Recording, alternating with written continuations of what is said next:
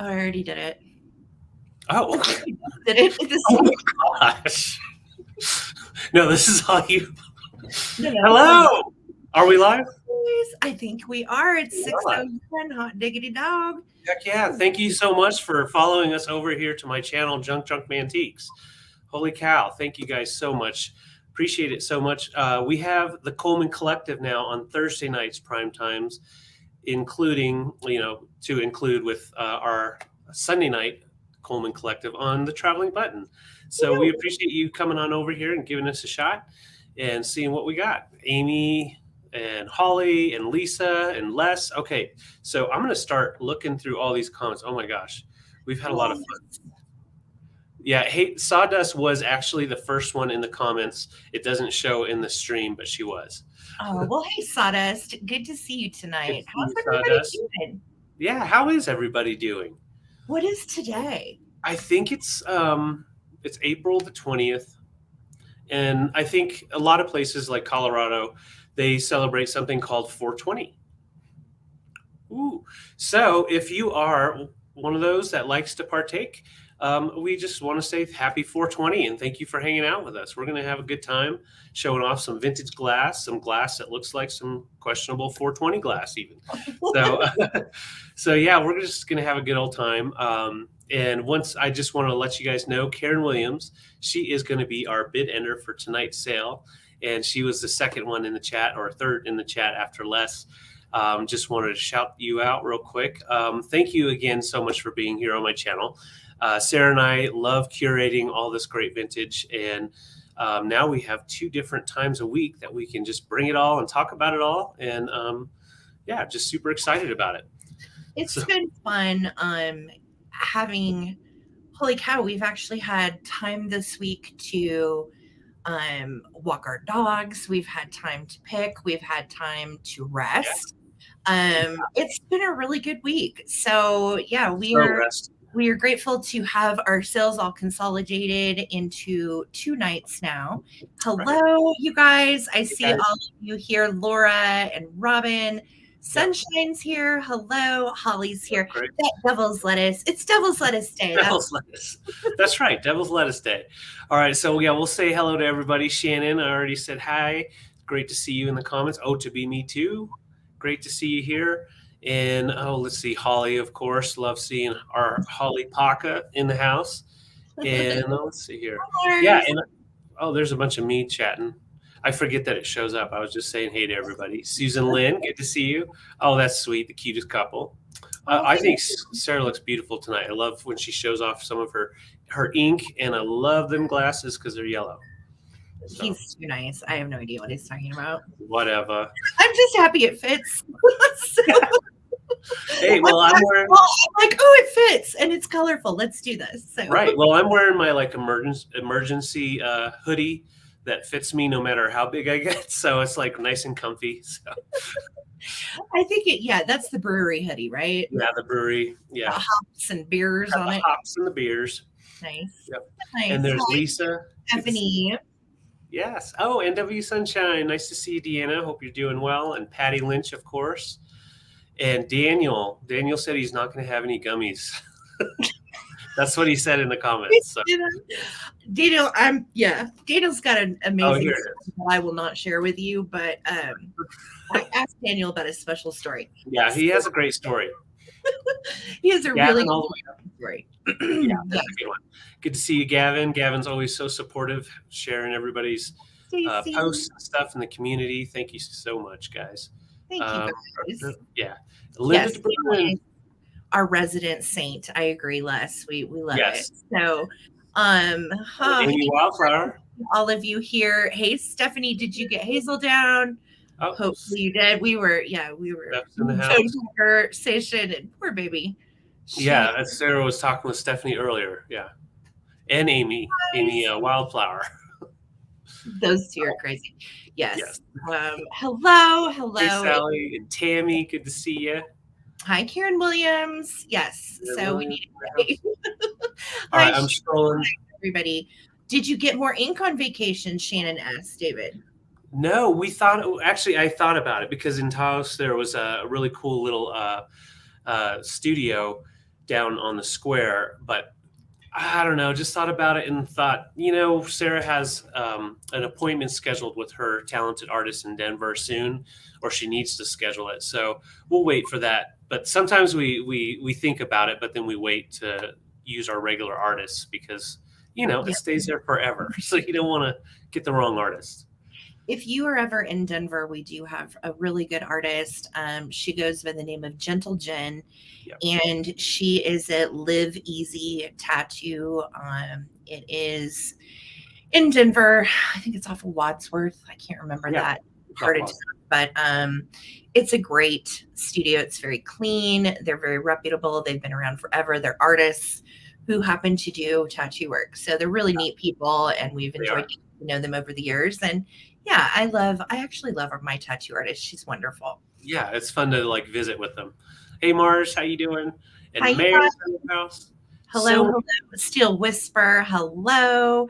Breezy in the house. Howdy, howdy. Well, we are going to be on David's channel from now on. So every Thursday night at our regular time, we will be here on David's channel hanging out for the Coleman Collective twice a week. And then, of course, we'll be on my channel Sunday nights at 8 p.m. as well. And if you didn't get a chance, I wanted to let you guys know I dropped a new video today, and it was me taking down our Easter stuff and cleaning it and getting the hutch ready for my Pride display. And we usually keep up our Pride stuff May through June. And then when I take that down in June, I go into bugs and fruit. So I have such a good time doing my little displays and everything. And I did drop a new video this morning. So if you're bored after this is over, definitely go check it out. It's a fun one. I will say I lost a couple subscribers because of the subject matter of Pride. And you know what? I'm good with that. Bye. Right. Yeah. Right. Good riddance on that anyway. So yes, thank you, Lisa Viscami. Hit thumbs up and support small business.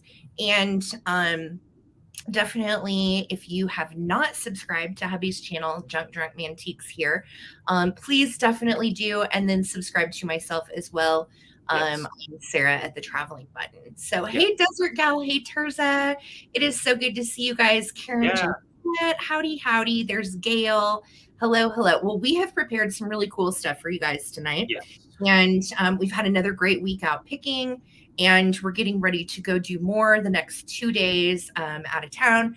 So we are really excited. That being said, I wanted to let you guys know for the sale tonight, we will not be invoicing probably until, what do you think, Saturday-ish? Possibly. Yeah, it might be. Yeah, Saturday morning, probably. Yes. So if you do purchase something tonight, you probably won't see an invoice from us until Saturday. Right, Patty? I know, but you know what? That's okay.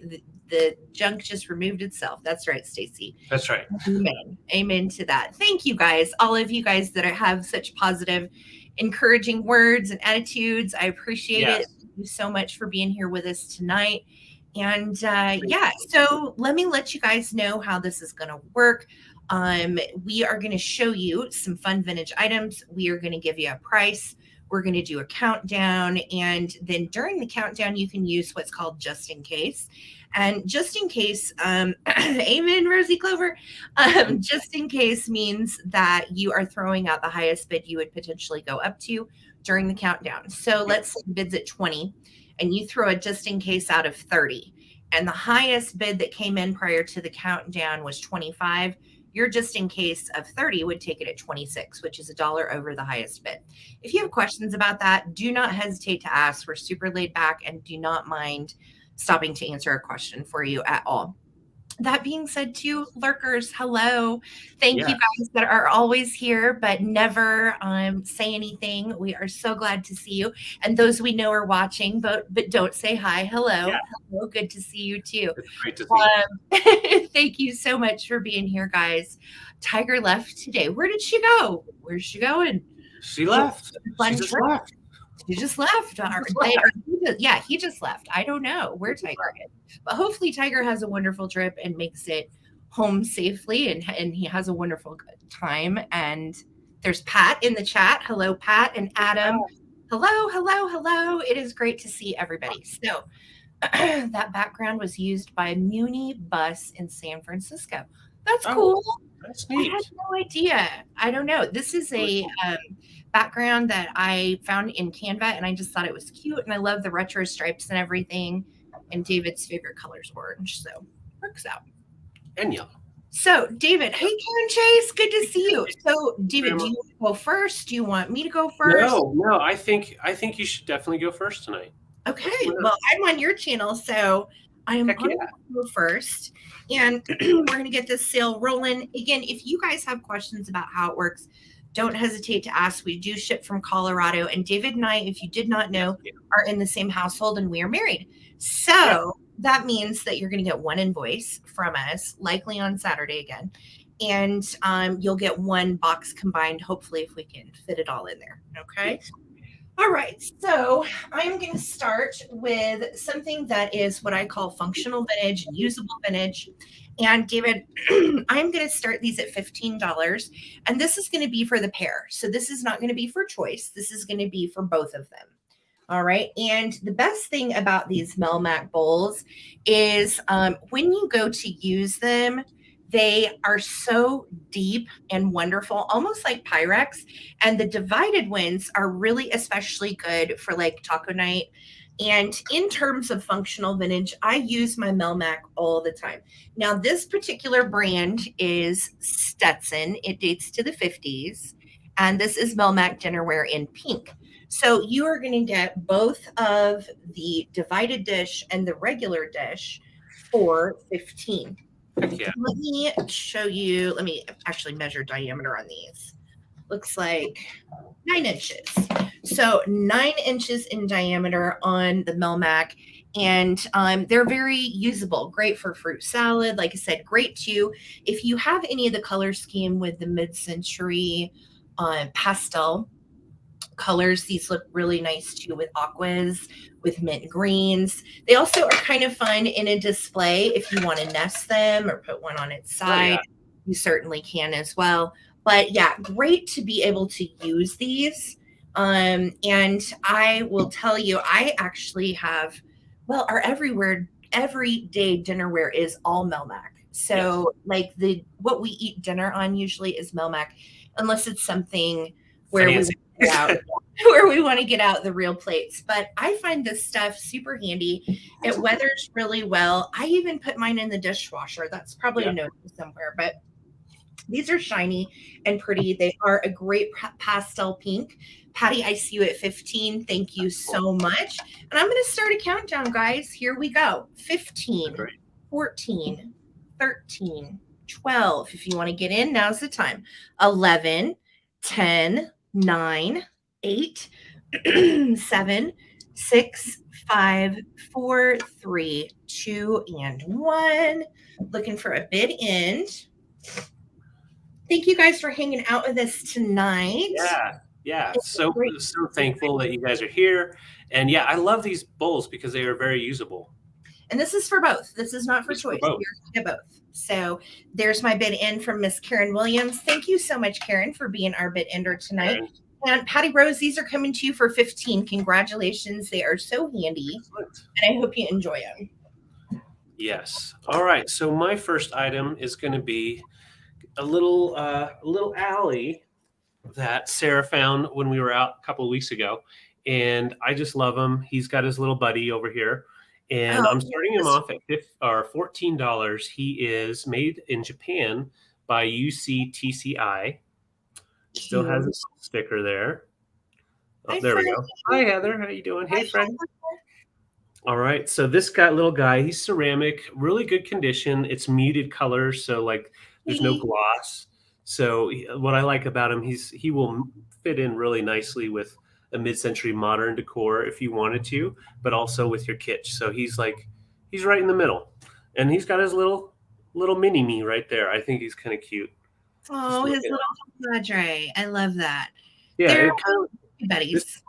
Yeah, I think this could be also good for like a Father's Day gift or Mother's Day gift, because I don't know how to really sex an owl. Do you know how to sex an owl? You're off to a great start. Seriously, I don't know. Like, I have a feeling it has to do with their owl hole. Okay. So yeah. Okay. Well, it just says Al. So basically, it can be a Father's Day or Mother's Day gift, but I just wanted to throw that out there. All right. And the subscribers are slowly leaving. And thumbs down. Thank you, guys. Well, hey, we're not for everybody. So. Woo-wee. Yeah, I just love a little hooter. And especially when you've got another one on the side, Biggie Smalls right here. I can't believe you just said that. Yes, Linda said 14 for Sex Al. Okay, good. Linda's in. Whatever you want with this. You just want to be careful. It is older.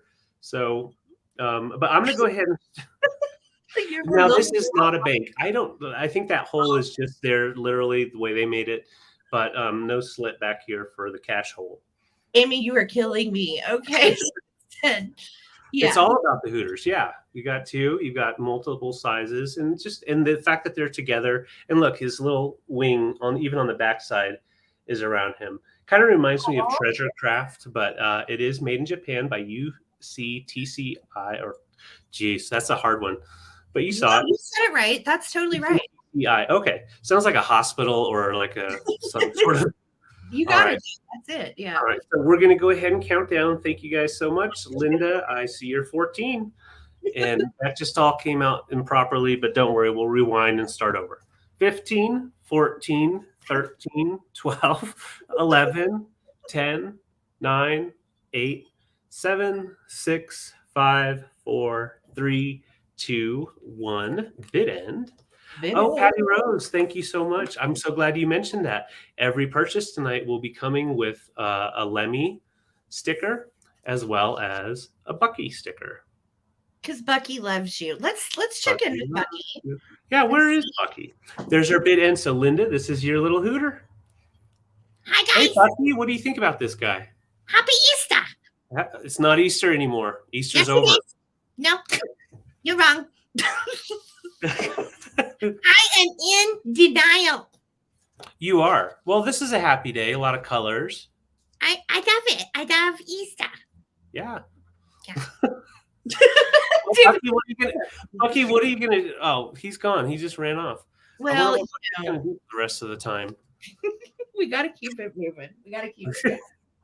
Okay. So I am going to do something that I am so excited about. I've never found one of these, but I had seen them out and about before. And I am going to start this little kitty. What am I starting this kitty with? Okay, I'm actually starting this guy at 28. And this is a awesome little Knickerbocker vintage toy. So Knickerbocker made a lot of, the little rabbits that are pink and yellow. Yeah. And they had the little glasses and they were plastic. They were typically, a lot of times they were rattles, baby toys, what have you. Knickerbocker also went on to make some really great rubber face toys. And I collect some of them and I've sold lots of them over the years. And I found my very first Puss in Boot. Okay. Now, first of all, let me tell you, Puss in Boot has a crack right there on his little boot, but it like blends in with the boot and he turns this way anyway. So it's on the back side, but you press his little, in Puss in Boots. And he has, a little spring down in his boot, das Boot. Okay. Little spring down in there that makes him pop up out of this. So he is the blue celluloid kitty with the red and white jammies on. And these date to the 1960s. They were made in Glendale, California. And this one is actually marked. Oh, God. It's just, you just scared the bejesus out of me, little. My gosh, that's awesome. He is marked. Hold on. He's kind of terrifying, like a Jack in the Box, but Puss in the Boot. Right. Puss in the Boot, Jack in the Box. Okay. And you have to also just note when you're going to close Puss back down, you're going to need to just kind of press it down gingerly. Don't, you know what I mean? Don't slam it down. Don't slam it down. Right. These typically go for around 50 and up. They come in another colorway of blue boot, with pink kitty. Or there is a very rare yellow boot out there, and kitty has on calico. So if I ever found that one, I would probably keep it. But look how cute he is. Okay, are you ready? Yeah. Ah, there he goes. He's definitely little puss in the boot. Very, very collectible Knickerbocker toy. If you are a kitsch collector or you are a toy collector, you know what you're looking at. Very, very fun and very hard to find. And I don't say that super often, but this guy is, in all of my years of searching for vintage toys and kitsch and so on, I've never found puss. So I was very, yeah, I was so excited. See, Daniel, I know, right? Totally friendly. Yes, indeed. So here we go. We're gonna do it one more time. Puss boot. And I see you, Kelly Abbott. Thank you so much for hanging out with us. I know Kelly is a big cat collector and has bought a lot of pitty puppies and kitties from me over the years, and she has a really awesome cat collection. So let's count Puss in Boot down. I got Puss for a very nice deal, and I'm very excited about him. And again, you can see otherwise it's really nice and clean. You do have a crack right over here. Okay. And I'm honestly not sure if this is celluloid or not. Someone asked me that last time I had a toy like this from Knickerbocker, and I'm honestly not sure. I think it might be. I don't know. So we're going to close him down gingerly. It's kind of scary. Hey, that's fun to give to someone, just to like, just, hey, check out my little boot, and then they like mess with it. Yeah, hold Puss. All right. So here we go, guys. If anybody else wants to get in on this vintage Knickerbocker toy made in California, this is from 1960. Here we go. 15, 14, 13. Yeah, Stephanie. 12, 11, 10, 9, 8, 7, 6, 5, 4, 3, 2, 1. Puss in Boots.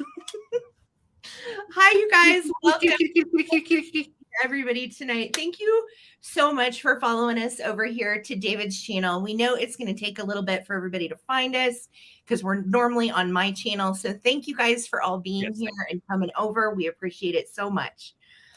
All right, there's the bid in from Karen. Thanks so much, Karen. So Kelly Abbott for 28. Wow! Woohoo! Congratulations. I'm so glad it's getting a good home. Thank you. Hey, just I know, that's fun. Hey, just a viewer. Hey, lady. Good to see you. Yes. All right. So my next items are choice, and they're not going to bounce at you, but they're going to go in some different types of displays. So I have two different flower frogs. And first, I'm going to show you this one here. It measures right at, let's see, 2.5 inches diameter. And this is actually pottery. So it is a pottery piece, but it is made in Japan. So I'm going to show you the made in Japan. I had never seen one of these, but made in Japan on this one. And you can see it does have the little area so the water won't stay retained right in there. It does have that nice texture. So if you have like the mid-century fat lava stuff, you could definitely put this in one of those pieces and it'll stay true to form. But it's a nice little flower frog, very usable and not so heavy that it's going to break something. The second flower frog is more my speed. I mean, I like them both, but this one right here is cool because it has a very industrial look to it. So it kind of reminds me of like the playgrounds when we were kids back in the 80s, you know, rusting and they're kind of like bending a little bit. Kids are falling down. I'm pretty sure I fell off that jungle gym when I was like 9 and skinned a good knee. So Come on, buddy. You want to spin? You want to spin? Whoa! Oh, it could be like a tiny prison for him, like a little cage for DK. You want to try to get in? Oh, he can't get his big old noggin in there. He can get his body in, but that's it. Get stuck. But this is on the bottom. It is marked by the daisy, or it's called the daisy flower holder. And I'll show you, it's marked in right in here. But daisy, I think that's pretty cool. But a nice little flower frog, and it's cubed right at about 2 inches. So not too big, not too small, but you can see there's tons of holes you can fill. And this one right here only has 6, but still great. Yeah, handy. Totally. Yeah, these are great. Handy and functional. I do think you can also do little sticks in there with your ephemera and different little kitschy things popping out. Definitely different things you can do with it. Yeah, his head's too big for the hole. So here we go. I'm going to go ahead and start a countdown. Sandra, thank you so much. I see you're 11, and this is for choice. And here we go. 15, 14, 13, 12, 11, 10. Yeah, monkey bars. 11, 10, 9, 8, 7, 6, 5, 4, 3, 2, 1. Ah! Bid end. Oh, DK. That was the 80s. You All know, right. David, Yes. I think you should stop abusing little dirty Cupid there. He's special, and he's lived in the dirt for a long time, and he's not like us. Okay. Okay. I'm sorry, BK. He's looking at me right now, pretty upset. So, all right. There's our bid end. Sandra came in with, I think it was 11. So Susan for 12. Let me know if you want metal or pottery. Let's do it that way. Yeah, Metal. monkey bars over cement. Such a good idea for Yeah. Kids whose brains aren't, your noggin's not fully formed yet. Yeah, let's throw some monkey bars over cement and just see what happens. Right. Just do it. All right. Thanks so much, Susan. I got you. All right. Let me see if I can get you over. Yeah. Oh, poop. What happened? Oops. There you go. No. Hey, I'm usually not managing the controls, so give me a couple minutes. All right. So Oops. yay. All right. So we are going to come back with a little Shelly. Hey, Wordsmith. Hey, Wordsmith. Good to see you. So looky here. This is only going to start at $10.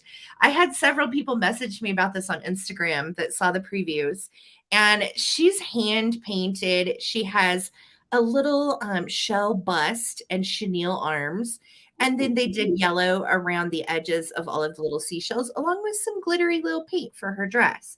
So she's cute. These are collectible. I know a while back I sold a set of 3, and I had like a purple and a pink and a blue. So if you got any of the ones that I sold a while back, this would be like their little yellow sister. And she's a brunette. She has a little tie on, and this is a glimpse up her shell skirt. Nothing going on down there. And typically a lot of times these would have been souvenirs, like if you traveled to the beach or you traveled to somewhere that there were shells, you could a lot of times buy from a vendor or a tourist shop in Florida and elsewhere on the Gulf, these little shell ladies. So they have been around for many, many years, but this little gal is vintage. And I just think she is so cute. I'm only starting her at $10. And her little skirt is pretty wide. You can see they actually used 4 shells. So 1, 2, 3, 4 to make her skirt. And again, then she's got her little bust. And then look at her bonnet. She's real fancy. Yeah, she's very fancy. Isn't she cute even from the back? Yeah. If you have a mermaid bathroom, hello. This would be perfect if you're playing the Coleman drinking game. This would be perfect for your mermaid bathroom. And her name's Shelly. Yeah. O2B Me Too. Yes. She sells seashells by the seashore named Shelly. I'm Shelly. Ooh, lucky. Oh, let me like Shelly. I'm yellow Shelly. Yes. Get out of here. No. Oh. She keeps you got to watch her. She's great.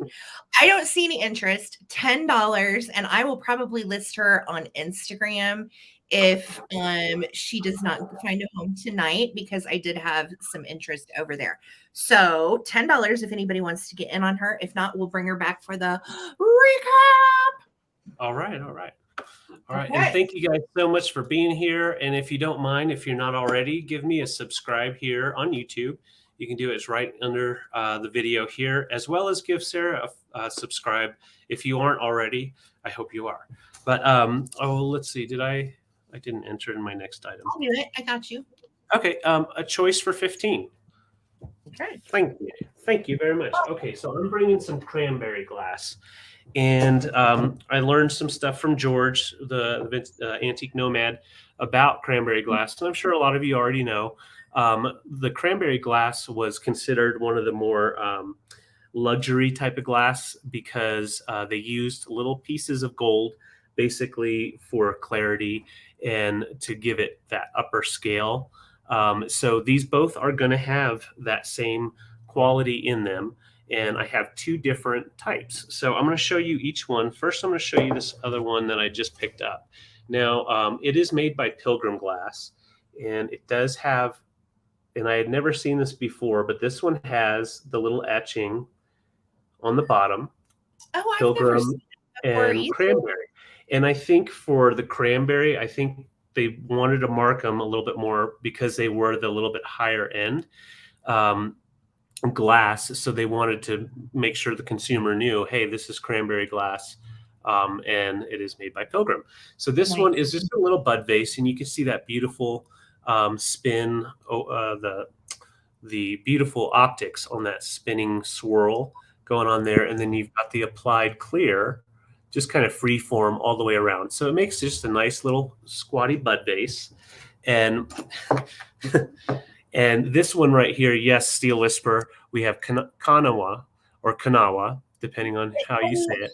I think it's just where you put your emphasis on Yeah. the enunciation of the word Kanawa or Kanawa. I don't, maybe it's just where you're from. Right. It probably is. That's kind of how it works. But this one is marked authentic Cranberry Glass created with gold, encased in crystal. And this was done in West Virginia, of course. But beautiful colors on these. They do have a nice optic because the Kanawa glass, you've got like kind of a ripple effect. Reminds me a little bit of Blinko types of pieces. And you've got the clear applied handle. And then, of course, on the Pilgrim Glass, you have the clear applied freeform waves that are added to the top. So just really beautiful pieces. And they are highly collectible because of being Cranberry Glass. So yeah, considered the luxury of glass, this color, because of the process. And That's all the different glass makers used that style or used that process to make their Cranberry Glass. I honestly don't know who started it. I think George the Nomad, he knows. I gotta find, but I know that Fenton was one of the first makers with Cranberry Glass. So I'm gonna go ahead and start a countdown. Hey Patsy, how you doing? I see you in at 18. This is for choice, and they both measure right about. This is for choice, and they measure right at 4.5 inches tall. Yes, it is for choice. Yes, it's for choice. Yes. Hey Susie. All right. And hey, Dusty, I don't know if I said hello. And here we go. 15, 14, 13, 12, 11, 10, 9, 8, 7, 6, 5, 4. Hi, Jill. 3, 2, 1, bid end. Jill's in at 22. Once again, this is for choice. They are both Cranberry Glass. We have the Kanawa glass here and then the Pilgrim Glass here, and they both are marked. This one with the tag, this one with etching. Yeah, they really are pretty. Yeah. Yeah. All right, Patsy, I see you just in case. Thank you. I never knew any of that, Gavin. I didn't know actually until David told me that just now. So that's cool. Yeah. Yep. All right, there's our bid end. So for 23, Patsy, let me know if you want the pitcher or the vase. We'll just do pitcher or vase, or you can do both. And then Jill will be back up. Hey, Bucky, do you like these colors? Yeah, Kanawa. Yeah, you are so good at that. I am good. Yeah. Can you say Pilgrim Glass? He's all gone. He's disappeared, honey. Yeah. He's back. Yeah, Gavin, that's where I learned some of the stuff about it. I was watching a video of George's. Yeah. All right. So Patsy for 23. Okay. Thank you, Karen, for a minute. Okay. All right. And then Jill, let us know if you want the Alderman. And if Jill chooses to pass, then it's going to go to Patty Rose for 20. So Patty Rose, and just wait around and see what Jill says. And Jill, just let me know if you would like this one or pass. And I'll just watch the comments while we go on to the next. Thank you guys so much. Excellent. All right, so I have a little twofer that I am bringing, and oh my gosh, these are so cute. So if you recognize this So little Patty guy, Rose for 20. yep, Patty for 20. So if you're interested for 20. Yeah. Okay, sorry. Jill passed, so Patty Rose if you want it for 20. Otherwise, I think Daniel had a bid as well back there Yes, he did. somewhere. Yeah. Okay. So we And will I'll wait. take care of it in the comments. So David, I'm going to start the bidding, and this is a twofer. So you're going to get Cupie and you're getting Doodle Dog for 20. Okay. All right. both. So this is basically a replica of my Big Betty. Her hair color is a little different, but this is starfish, what I call the starfish hand cupies. And this little guy is 7.5 inches tall and 5.25 inches wide. All right. So pretty decent sized little cube.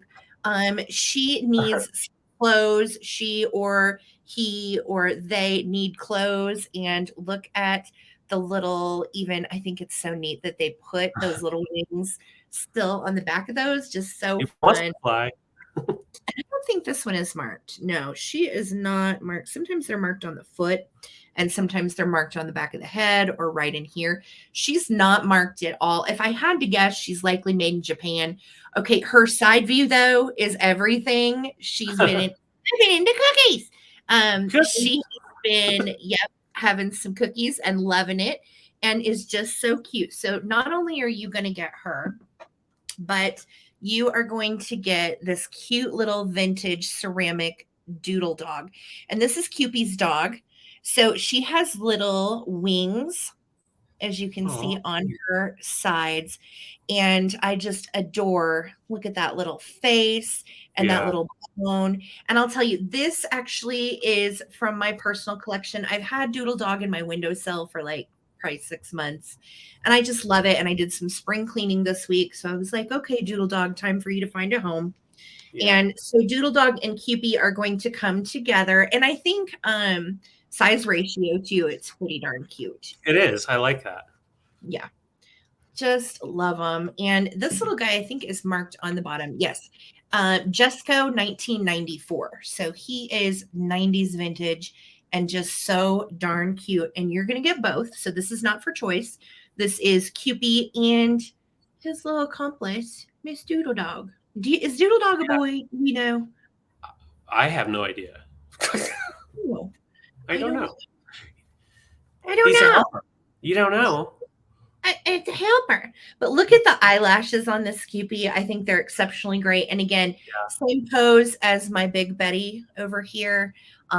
Just those little hands in there, like you just don't care.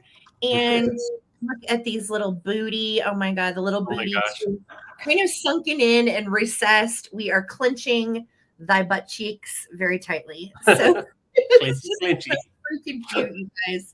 All right, so this is for Doodle Dog and Cupie. We're going to start. Hey, Sarah, it's good to see you. Thank you for being here, lady. So we are going to start a countdown. Here we go. 15, 14, 13, 12, 11, 10, 9, 8, 7, 6, 5, 4, 3, 2, 1. Look at the little booty on Doodle Dog. Doodle Dog. Did he have his own song? What? Does Doodle Dog have his own song? Yeah. What is it? Doodle Dog, I love everybody's Doodle Dog. That's his song. That's a good song. You know, I think that Cupie could use a few tattoos, honestly. I do too, like right on her little belly, just a little heart that says mom or something. Yeah. I like that. All right, there's our bid in. Thank you so much. There is my bid in.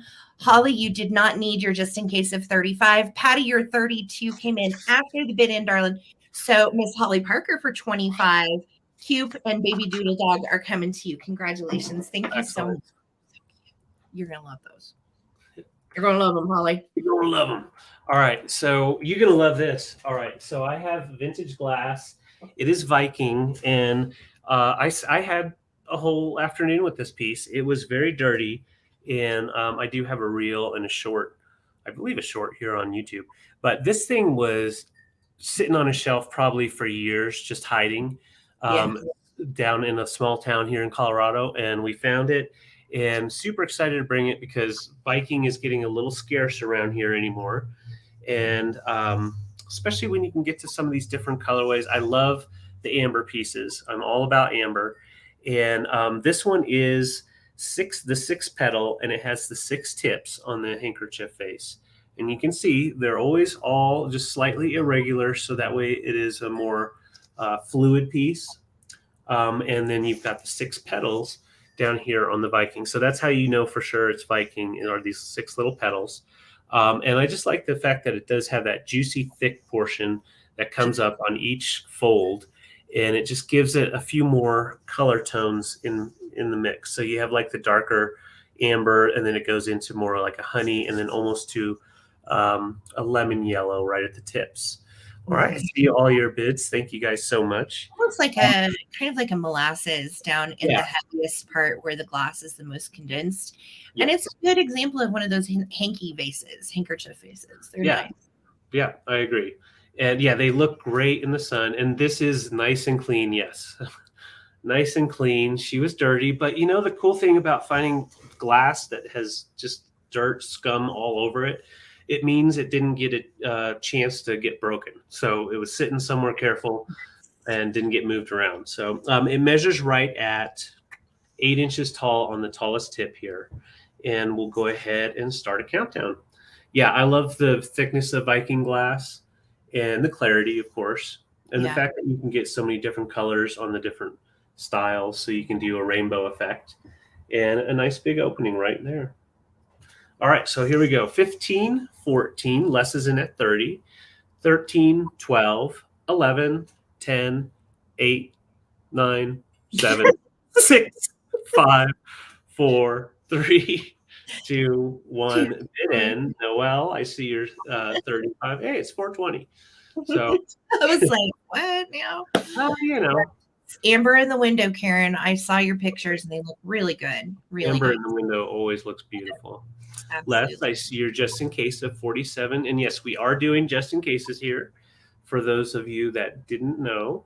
And yeah, a real nice juicy look to it. So Noelle for 48. This is yours. Thank you so much. And all of the bidders, appreciate you. Thank you guys. And again, if you have not subscribed, there are 141 of you here. That is so exciting. Thank you. Yes, we're on David's channel. Normally we're on my channel. So if you would please throw a subscribe David's way, we're going to help David get to 2,000 subs. Do you want to tell about your special 2,000 sub giveaway? Should I? You should. Well, yes. we should. Okay. I'll tell you what. Yeah. Do you want to tell them? Okay. Hey guys, guess what? Hey, guess what? I am tired of working here. I can't do the shipping. I can't keep up with it. It gets my hair all messy. Look, I'm all matted. So when David hits 2,000 subs here on the YouTube, he's going to let me move on out. I'm going to be giving away to someone during a big drawing, probably on a sale. I don't know how they're going to work it out, but I'm getting the heck out of here. Dry skin, itchy. You don't like the mountains, Dave? Mountains are beautiful, but they're so far away. Well, yeah, you can see them from the back door. But are you dry? What's going on with your glasses, dude? Fix my glasses. So all right, I need out of here. When David hits 2,000 subs, Dave is going to go find a new home with one of you.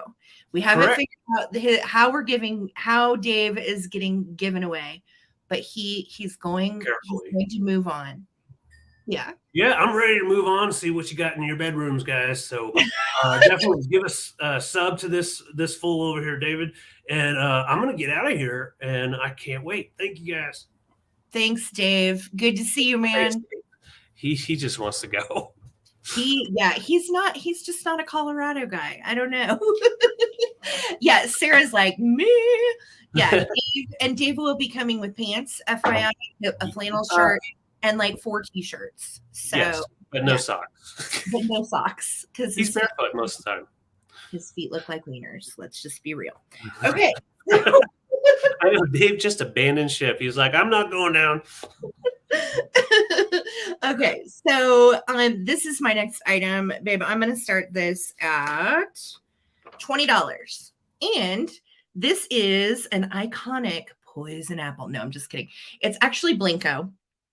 And it is really nice and thick and heavy. It is a gorgeous piece. And again, look at the clarity on this. Such a great style. You have the little top knot. There are no chips or cracks whatsoever on this. It is such a lovely piece. And you've got a nice smooth pontil on the bottom.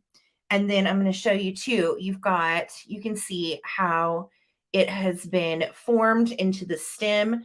And this is a really heavy, chunky paperweight. They made other fruits as well. Yes, green apple. They made other fruits as well. But this one I think is so cool because it reminds me of a poison apple from like a Disney movie or something. And it is in great shape. Again, no issues. It is made by Blinko. And size wise, it's almost 4 by like 3. So 4 inches this way, 3 this way. And it is so heavy and clear. Like, oh yeah, you could right somebody through. out with this. Like it's a nice hefty piece. Blinko makes the best. You guys know Blinko is my favorite personally. So I see you guys. Thank you so much for the bids. I see Les in at 40. We're going to do a countdown. Here we go. 15, 14, 13, 12, 11, 10, 9, 8, 7, 6, 5, 4, 3, 2, 1. Looking for a bid and thank you so much. Hi, Amy. Good to see you. Thank you for being here. Catworm, it is great to see you. How are you doing? Hello, everyone. Welcome to the show. All right. So I see Les has a just in case. Patsy has a just in case.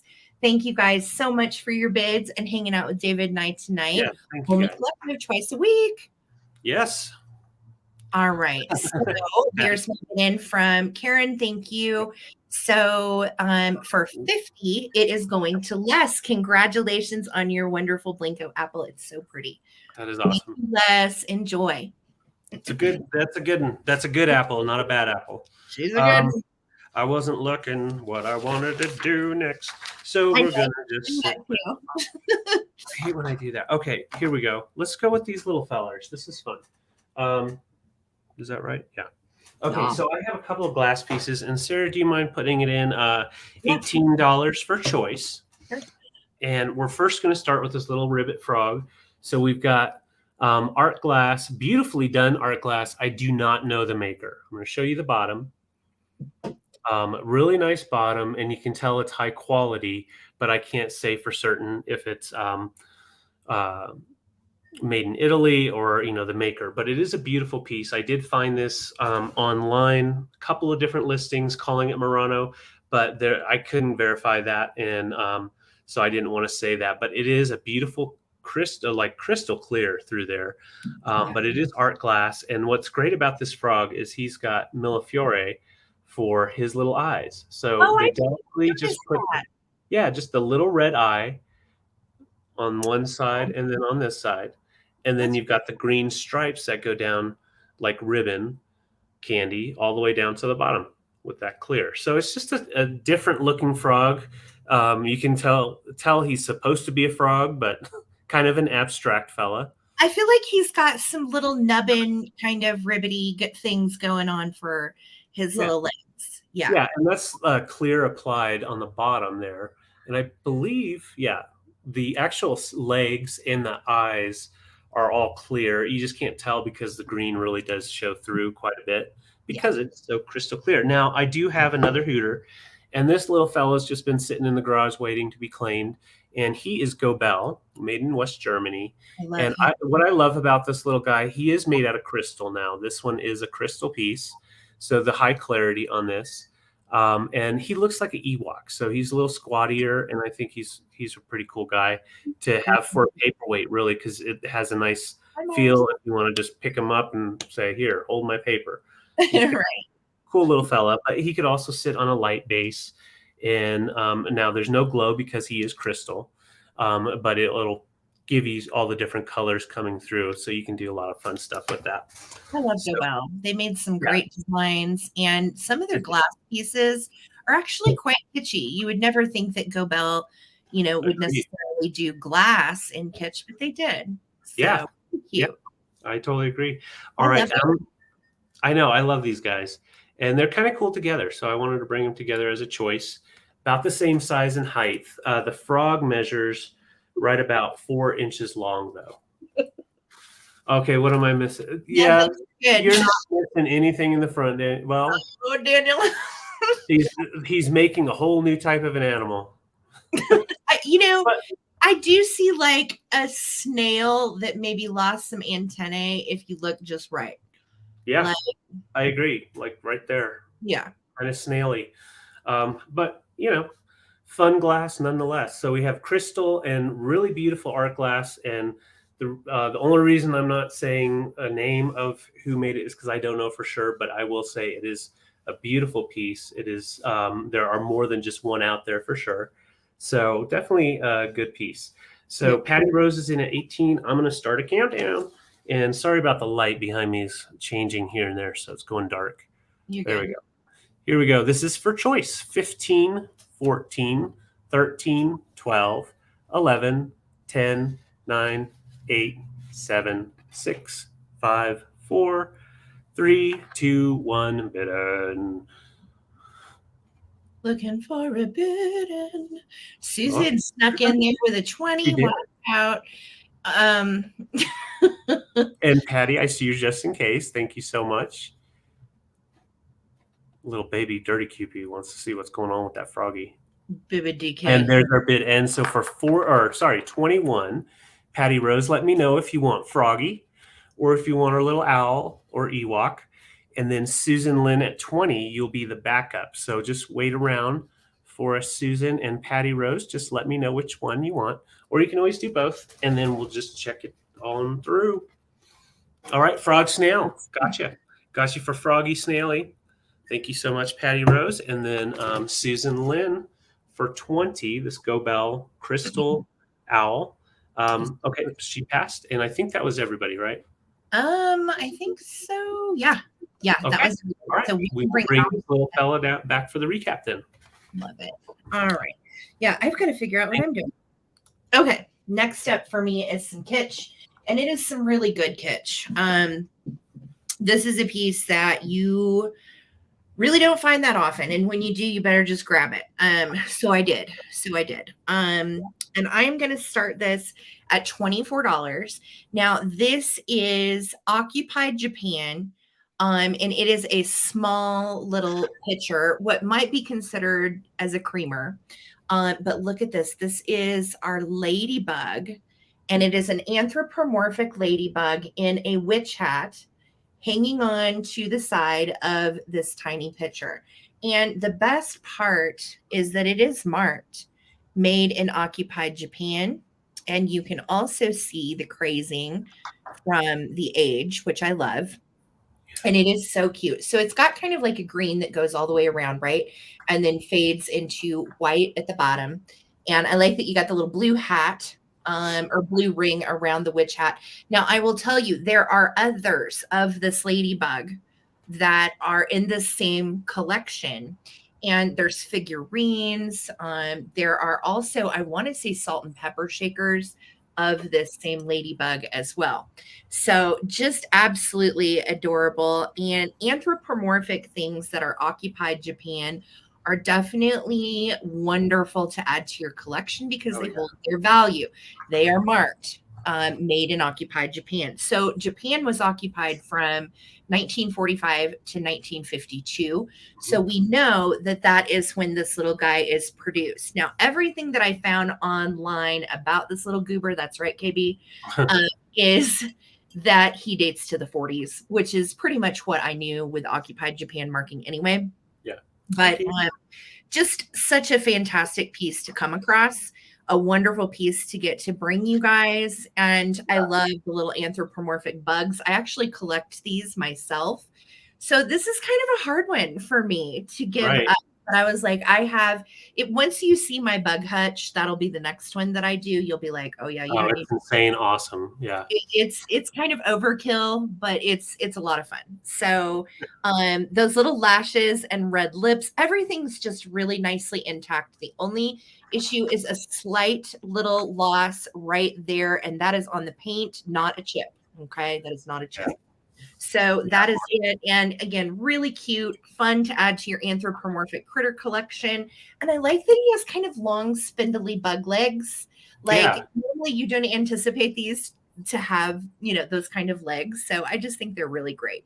I'm going to start a countdown. It is, Mars. It is rare. And I had never found one of these out in the wild before. I found this when we went to New Mexico. Yeah. So I was so excited to be able to bring it for you guys.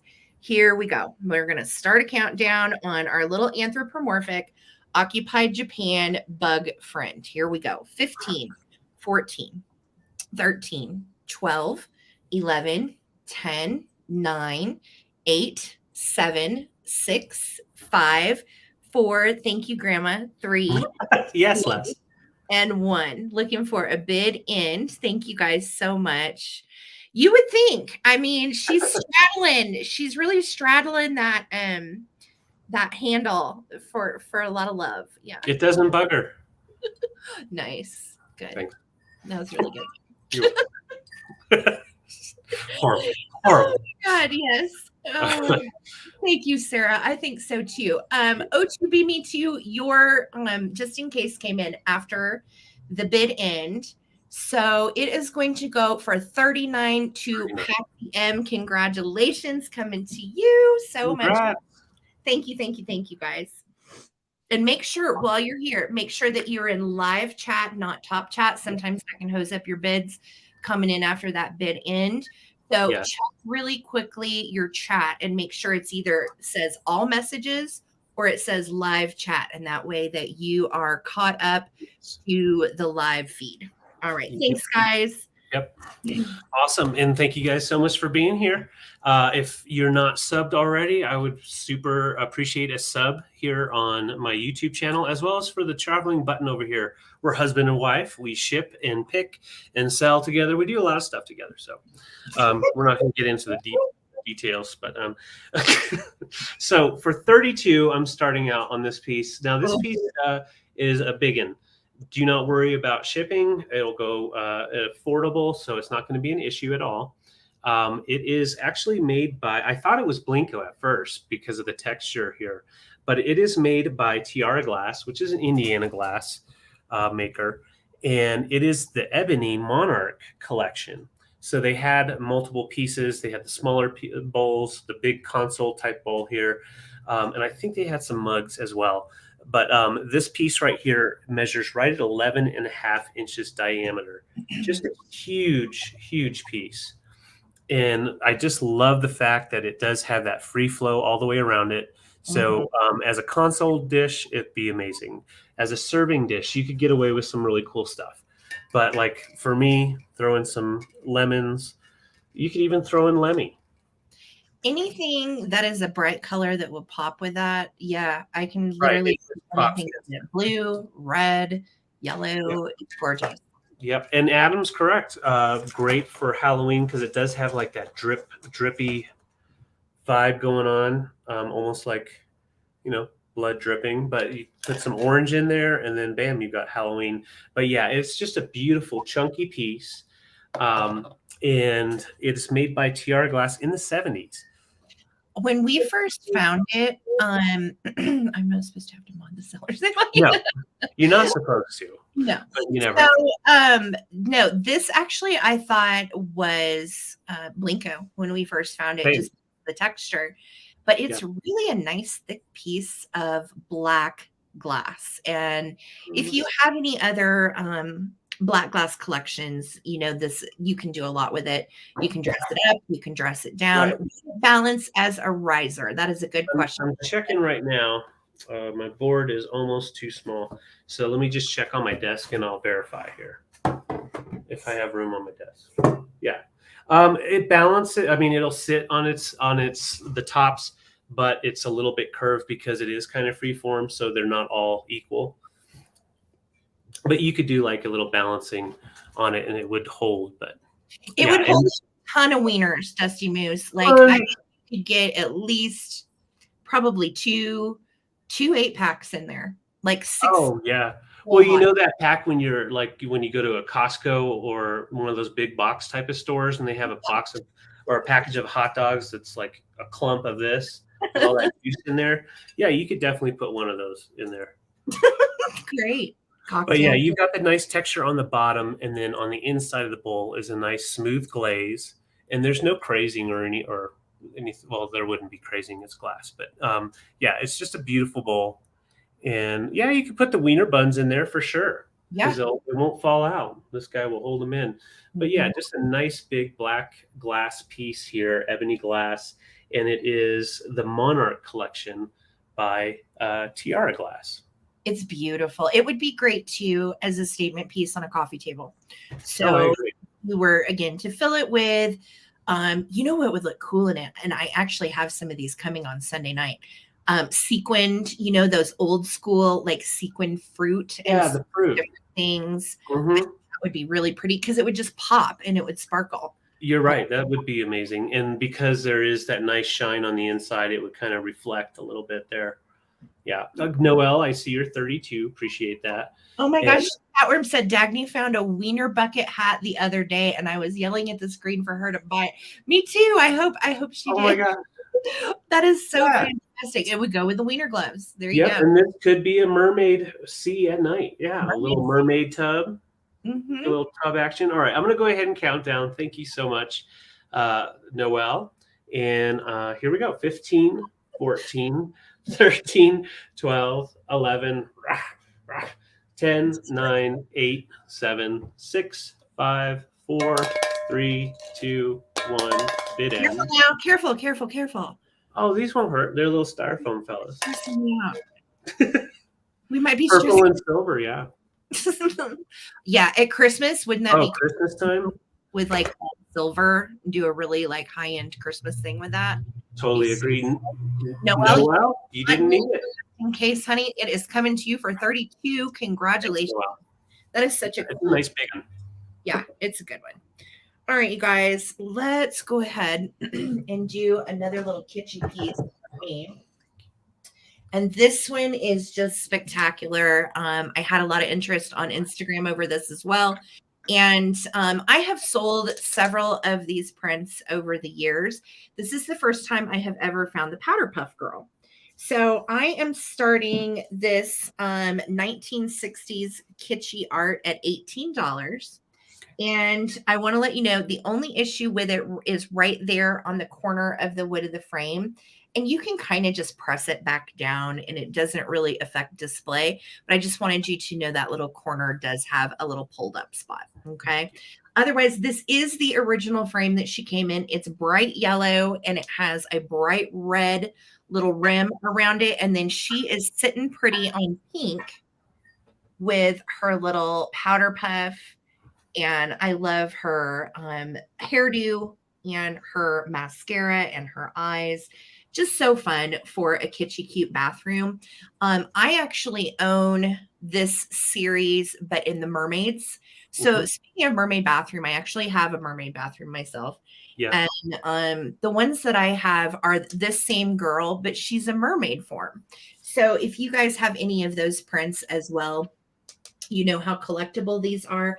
Typically, they did come in a series. So there would be like 1 to 3 to 4 of these. And again, I have sold other ones. There's one with this little girl, and she and the little boy are in a shower, and they have like little shower caps on, and it's really cute.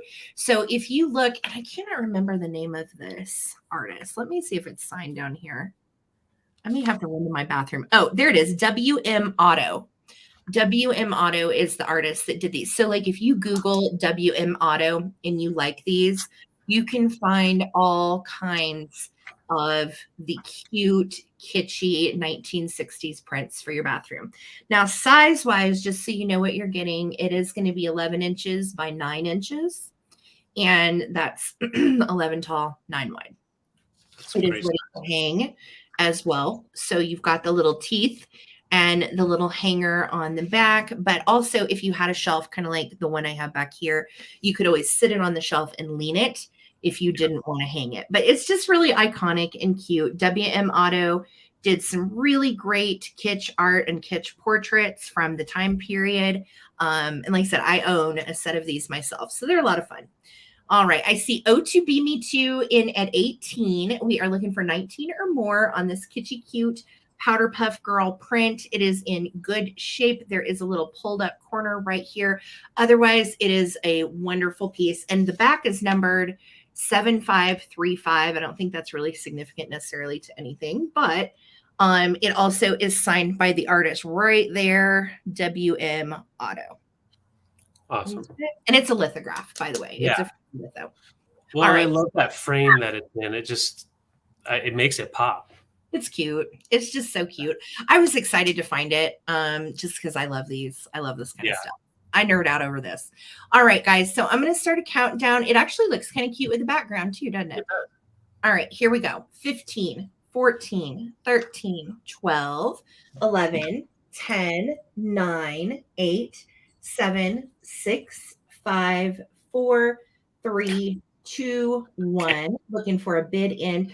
Oh, Krista, I'm so glad you got your vase and love it. It is such a beautiful piece. Congratulations. That vase, Krista said she got her, and she's in Canada. So we sent her big, oh my gosh, what was the brand on it? I can't remember. It's a staple now, but it's Warwick pottery. It was a Warwick China piece. It was just beautiful. So there's my bidding from Karen. Thank you, Miss Karen. O2B Me Too. This is coming to you for 18. It is too cute. Enjoy. Thank you so much. Fantastic. All right. Sorry about that, Lisa. I thought you were behind, but nope. All right. So my next piece is a beautiful decanter. I still have the top off because I did wash it out. It wasn't really that dirty or anything, but so it's still drying out. So you'll see a little water buildup like right here. Still drying out, but it's a beauty. This is a Scandinavian piece, vintage Scandinavian decanter with a beautiful, beautiful gold rim work that they did on it, as well as the hand painted flowers. Now that's not foggy glass. That's just because there's still some condensation here from washing it. It's a little bit bright behind me, so we'll put some black up. But you can see it is just a nice, beautiful decanter for your wine. The top does have the gold still intact completely all the way around the rim. And the best part is it comes with the coolest stopper ever. So I'm going to show you down here. There's just a couple of little bangies, but nothing damage-wise, just nice and raw. And, oh, that's cool. O2B Me Too. And it's like a teardrop. So when you put it in there, it just elongates and just makes it what it is, in my opinion. Without that stopper, I think it's kind of just a regular decanter, but you top that off and it just beautiful. Really makes it beautiful. Mm-hmm. Yeah, and I love the colors in the painting itself. I feel like it would definitely be nice for your summer display when you're getting into the summer colors, the primary colors. But it is just a nice decanter with a big old base. Big old base. Oh my gosh. Happy anniversary, Patty. I was just going to say, Patty, happy anniversary. Everybody let Patty know. Happy anniversary. Yeah. It is their anniversary today. Patty, you'll have to tell us how many years. That is awesome. How many years? Congratulations. That's awesome. Yes. If anybody has a birthday or has an anniversary, you can always let us know. And we love to celebrate with you. And we're so honored that you're here with us tonight. So thank you. Yes. Thank you. And this measures with the topper. Oh, and you know what? I didn't measure. Yes, I did. 13.5 inches tall. Just to give you an idea. It is a bigger one with that topper. And then without the topper, it's right at about 10 inches. Happy anniversary. Oh, I'm loving seeing all the love going on. All the love. We have the best chat ever. You guys are great. Thank you so much. Agreed. And yeah, this is great for like a little bohemian look, boho style. But also in your eclectic barware. And once again, this is just water buildup that is drying out. It is a nice clean piece. All right. And I'm not seeing interest, so I will put it down and put it to the side. I love it. I think it's beautiful. Yeah.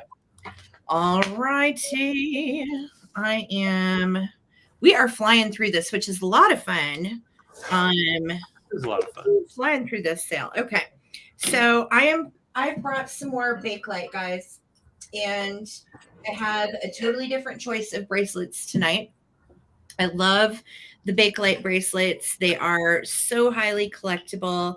And I am going to be starting these, David, at $50 for choice, and I have 4 to choose from. All right. So first up is this one, and I think it is really, really interesting. I'm going to just show you all the way around. So this is a butterscotch Bakelite bangle. Typically, these deeply carved, hand-painted 1940s butterscotch bangles go for about $195 each, which is why I'm starting them a little higher at $50 for choice. If you go down the Bakelite bangle rabbit hole, you'll see what these are worth. This has green paint with gold. It also has some red paint in the deeply carved areas. An awesome green leaf design all the way around. And it is hand signed. So you can see it says painted by Gineventa. And then it looks like maybe it says SF, and I'm not California. Okay, so San Francisco, California is what it is marked on the inside there. If you get in really close, you can see the CALF. So these would have been made in the 1940s. Now, typically Bakelite, for those of you that know, was a plastic used in the 40s, and these were used mainly for insulators and different electronics. But the colored Bakelite, they started doing jewelry with. And the surefire way to tell that you have Bakelite is if you rub it with your thumb for a little bit, right? Kind of rub it hard, put some pressure on it, and then you smell it. It will smell just like formaldehyde. I know, Stephanie, I died when I found these. I was so lucky to find a whole bag of these. So this is going to be first choice. Okay. Second choice is another butterscotch, but it's a different design. This one has like a tropical leaf that goes all the way around. And then we have these really cool stripes, which I think are awesome. Oh, yeah. And again, these are hand carved and hand painted, and they are all signed. So they are quite spectacular in the way of Bakelite bangles. Those of you that may be vintage jewelry collectors know what you're looking at here. And it is just absolutely a spectacular choice. So this is going to be choice number 2. Choice number 3 is really cool. This is olive Bakelite. You don't see this very often. The olive Bakelite is a bit harder to find, along with the red color as well. My friend Liz did help me with these, and she said that these definitely would have dated to the 40s, especially with the hand signatures. You can see the signature in that one as well. And it's got a gold paint that has kind of a botanical design all the way around. And then you have the deep carving, as you can see. And these are just so much fun to collect. A lot of times you'll find Bakelite brooches, and they are absolutely beautiful. So this is choice number 3. Last but not least is probably the rarest of the Bakelite bangles that I found. And this one is like an aquamarine color. It's really different. It almost reads kind of like a jadeite. Green in some spots, and then in other spots it looks kind of like a blue-green. So I'm just going to let you take a gander around it, and the design and the deep carve on it is gorgeous. Again, botanicals with gold paint, but what makes this one really different is there's orange in it, and I have never seen Bakelite with orange. So Bakelite also has another name. I believe it's Cerulean. That they used a lot on the jewelry pieces. I know, Stephanie, it's hard to sell them for this, but at the same time, I got such a great deal on a bag of them, and I'm so happy to be able to bring them over here to YouTube. And what I don't sell over here, I will go ahead and probably put on YouTube for around 100 each. So eBay. Yeah, eBay. So those are your 4 choices. This one is pretty spectacular, but they're all, if you look at them in a row, they're all really nice. Yeah. So be thinking about which one you want. Treat yourself. If you've never had a Bakelite carved bangle, this is a hella good price. And I highly recommend starting to collect these because, again, these are doing nothing but increasing and gaining in value over the years. And my friend Liz said they do date to the 40s and they're all signed. Okay. Amazing. So let's start a countdown. We are at 60. Thank you so much, Corinna Castingway. It is good to see you tonight. Thank you guys for being out with us. 150 peeps in the house. Make sure to give David a subscribe.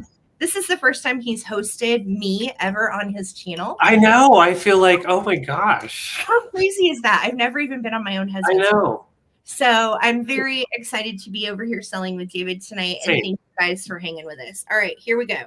15, 14, 13, 12, 11, 10, 9, 8, 7, 6, 5, 4, 3, 2, 1. Looking for a bid in. Thank you guys so much for being here. This is the olive. This is that yummy kind of bluish green. These are so spectacular. Gloria and Aaron, I see your bids. Thank you guys so much for appreciating these. Yes. They're so special. I love them. They really are. Corinna, I see her just in case is 68. So Gloria, for 69, we're going to call this one Butterscotch 1. Okay. Butterscotch 1. Stripe is going to be Butterscotch 2. Okay. And then we're going to call this one Olive, and we're going to call this one Blue. Even though I know it's not like 100% blue, but that'll help us differentiate. Yep. So Olive, Blue, Butterscotch 1, or Butterscotch 2. Excellent. All right. And I will wait to hear from you guys which one or ones that you want. And then behind Gloria is going to be Corinna Castingway. And she is going to get second choice behind Gloria. And okay. Gloria wants Olive 3. Gloria is taking Olive. You got it, Gloria. Thank you so much. And Corinna, for 68, would you like the bluish green? Would you like the stripe? Or would you like the Butterscotch number 1? Just let me know. And then, oh, sorry, I'll look, see what we got. Okay, it was Aaron K. So Aaron K for 62. And then behind Aaron, I think it would have been back to Gloria. Yes. So I think that's everybody. All right, so just let me know what you want to do. Red leaves, you got it. That one is coming to you, Corinna. Thank you so much. So these Aaron K. I'm sorry, honey. Oh, I was just saying, so Aaron K is next up. Yep. Yes, Aaron K for 62. Let me know if you would like the stripe butterscotch or the bluish green with the orange. So different. With the orange. Yeah, very different. These are so cool. She's going to take the blue one. You got it, Aaron. Thank you so much. So that is going to leave the striped one. If any of you that were bidding want to take this last one, just let me know. It will be available and we'll bring it back for the recap. Thank you guys. Okay. Oh, that's so cool. O2B, me too. I know. I have some of my grandmas, but they don't fit me. Yeah. Little. Yeah. Well, those are awesome. It's going to be hard to see them all go. All right. So I have a choice here, and I'm starting at 25. And I'm going to first show the Egyptian blown glass piece. This is a perfume holder / pourer, and it is a beautifully fine blown glass piece with gold all over it. So we've got the old gold etched or overlay on the dabber, and you can see it has the long dabber in there. So you can go in there and and then it also has the little spout here. So if you wanted to pour out, like I think you can do it like on your wrists or something. I don't know how it all works, but I think it's the coolest thing ever. I think the sculpt of it alone, it doesn't have to be like on your vanity. You can definitely mix it in with different types of displays, but it is just a gorgeous piece. The fact that it's lasted this long in such a finely blown glass. Yes. Ooh, yeah, bubble bath. You can put some bath stuff. Get real fancy. You could just be like, oh, you want to have a tubby? Here you go, buddy. Yeah. I'll be right back. Okay. But you can see it is etched with a neat design on the base portion of it. And no issues, no damage or anything. And then the gold rim, it does have two different rings around. Yeah, very fragile or fragile. And you can and you can see the knob or the little tip right here, no breaks or anything, and it will pour out. And I'm just going to show the rings right up here. So a lot of gold detail to it, and I think it's just a gorgeous piece. So that is your first choice. Second choice, and the reason I'm doing these as choice is because they're both really cool vanity pieces. They look great together, even though they're by totally different makers, different styles. Yeah, like a fancy little hookah for Papa Smurf. We'll use white behind this one. So this one here is with that tortoiseshell, really cool design. And this is made by Silvestri, and I've never heard of them, but Silvestri, Silvestri. And it's a perfume bottle with that beautiful topper. And it reminds me a lot of like the Empoli pieces, the quality of it. But you've got that beautiful tortoiseshell style, and there's no damage at all. And you just pull it out, and you can do whatever you need there with that. But it's just a really nice piece. So I'm going to show both of them together. Yeah, that's really elegant. And I think Silvestri is a division of Enesco. They had pieces that were sold back in like the 80s in Hallmark stores and that kind of thing. Okay. Mm-hmm. That makes sense. Yeah, really beautiful pieces. Great for a vanity. Great for any kind of display that you want to include some glass like this. I agree, Diane. Yes. And so the measurements on these, let's see, the Egyptian blown glass measures right at 9 inches tall. And that's with the topper on there. And then the other one is right at 5.5 inches tall with the topper. Which is gorgeous. Yeah, I like the tortoiseshell one quite a bit. Mm-hmm. Really nice. And they're both extremely clean, so you can use them. And that's what's nice about these for vintage. It is usable vintage. You can fill these. Sarah uses hers that she has. She has some little perfume fellas that she puts different types of scents in. Oh, yeah, just dab. And they're really nice for essential oils. Yeah.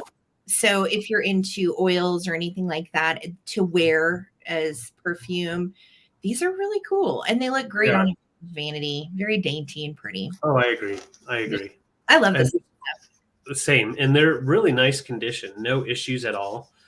Any favorite finds so far?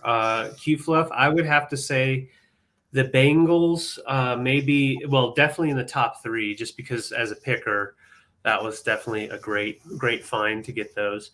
For me, let's see, what would be my favorite find? Oh gosh, for 2023, I think for me it was the bronze Moreau statue that I sold a few weeks back. Yeah, I really enjoyed learning about the history of that and enjoyed selling it here. But I think my favorite pick of the year, not just because it was an expensive flip for us, but it was those sconces, the Art Nouveau sconces that we had.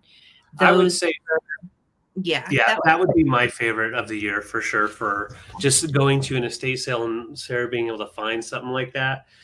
For me, it made me realize it's those little fellas. Gosh, I can't think of the name. We had birds and the plates, all that stuff. Oh, the Sabino French art. Sabino, thank you. Yeah, that was just such a score and a lot of fun to handle those little guys. Oh, yeah. See all the different things. All right, so I'm going to go ahead and count down. Gloria and Noelle, I saw your bids. So we're at 30, and this is going to be for choice. And here we go. 15, 14, 13, switch arms.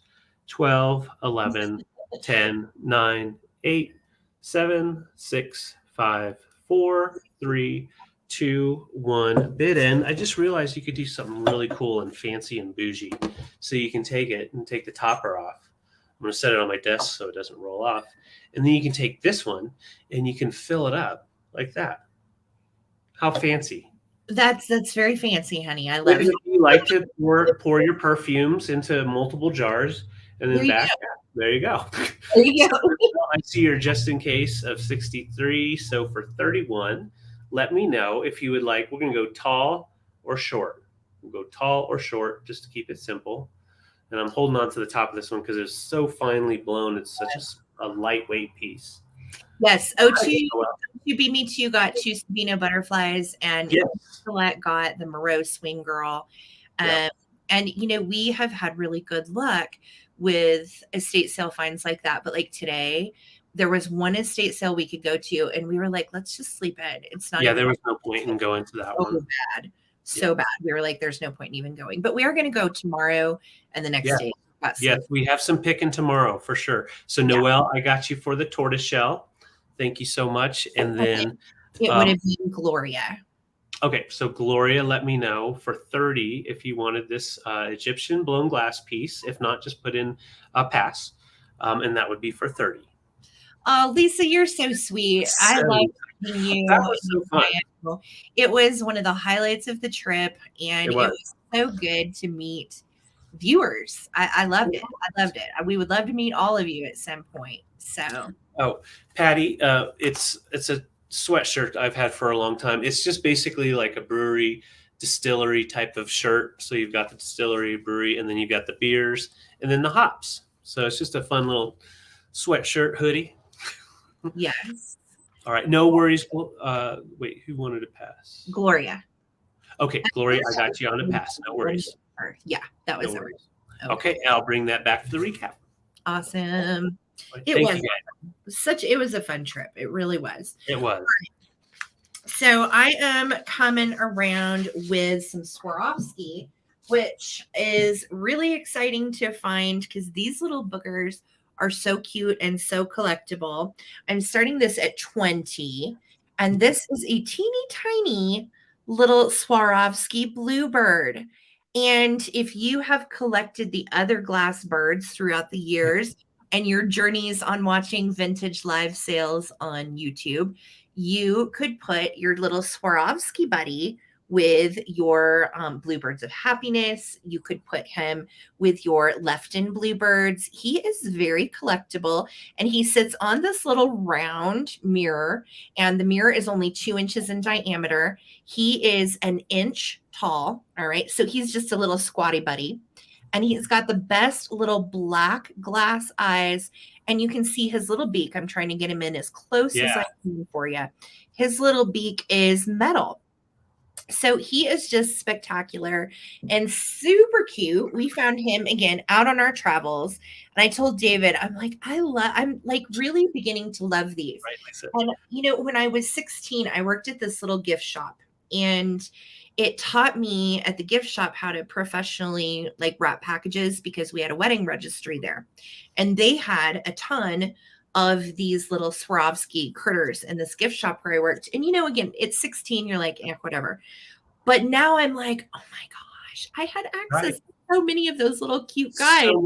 I should have started my own collection, and I just never did. So, yeah, it reminds me of working at Thomas Pharmacy. For those of you that have ever visited Nevada, Missouri, well, Thomas Pharmacy was my high school job, and it was a good one. I loved it. It was a lot of fun. Yeah. And I delivered medicines. They gave me bags of pills to take to the nursing homes. And so I would drive far out and deliver the pills for the nursing home and gift wrap presents. That was my job. So anyway, we are at 35. Thank you so much for loving my little Swarovski bird. I am going to start a countdown, guys. Here we go. 15, 14, 13, 12. Thank you, Lisa. 11, 10, 9, 8, 7, 6, 5, 4, 3, 2, 1. He is in excellent shape. No chips, cracks, or issues. And his little arms, if you can see them, they are applied as well. So he has the 2 little wings, a little applied tail, and then his little beaky and his eyes. Nice. So, yeah, that's cool. It's a great collection. And I have noticed too that these actually retain their value. I think that's what's fun too when you're thinking in terms of financially collecting stuff. What retains value? Yeah, Right. it wasn't a bad job. It was actually a really fun job at 16. And I loved getting, to learn how to wrap bougie packages and stuff like that. And I still can wrap a pretty damn bougie package, right? Yeah. And yeah, you put me to shame. My stuff looks horrible. All right. So Clean Look Cleaning Services, thank you so much for hanging out with us tonight. And this is coming to you. Congratulations. And again, you guys, this is our very first show for the Coleman Collective on David's channel. So please make sure to give him a thumbs up on this video and make sure to subscribe. It's free. It's just another way you can support small business on YouTube. So thank you guys. Yes. Thank you guys so much. Yeehaw. Yeah. All right. I'm bringing a glass piece that it was hard to sell. I almost kept it. This is Krosno Polish glass, and it is it's a modern piece of glass. So it's early 80s, somewhere in the early 80s, and it is made in Krosno, Poland.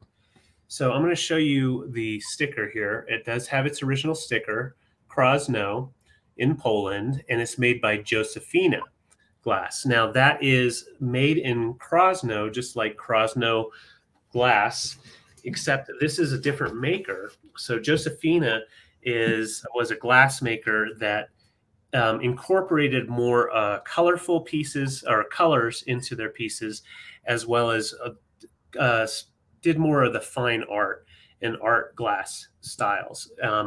What makes them so unique and so nice and highly sought after is the clarity in the glass pieces, because what they did was they used the same style or the same way that they make glass, the clear glass for Krosno. They made the same way for the Josephina, except they added color in because they wanted it to be more artistic and different. Now these are these value in the 150 to 100 to 200s. I got a really good deal on this one, and it is a very collectible piece. They're all slightly different. They're all going to have different colorways and stuff, but these colors here are a little bit harder to find. I was only able to find some of the darker browns and earth tones that they used on some of these. Now this handkerchief large vase is with extreme clarity, clear glass, and then kind of like Millefiori as far as they just throw in those little color samples in and then let them just swirl into that glass. Yeah, this is a beautiful, beautiful piece. It measures right at, I know I measured it. I didn't measure it. Okay, sorry guys. I'm gonna measure it. Pretty, we both, when we saw it, we were like, no way. Like I know. On the white, especially when you show it on the white. Yeah. All of the colors. It's like a rainbow. It's really, and again, we collect multicolored glass. So this is a hard one not to keep, honestly. I really like it. Well, and the cool thing is yes, it's vintage, but it's also modern. So it's modern vintage from the 80s, bringing in two different types of styles, kind of meshing them together, because the handkerchief style definitely came from mid-mod styles that were out there, and even mid-century. But this is the colorway, and then the way that they did the clear glass is more of a modern technique. So it is just a beautiful 80s to me, like having been a child that grew up in the 80s. This is definitely very 80s art glass, in my opinion. I remember watching as a kid. Do you remember watching The Facts of Life? Yes. And they ended up, now the old, I'm not talking when they were young. When they were older, they ended up owning a store with Mrs. Garrett, and it was called something like Over Your Head or something like that.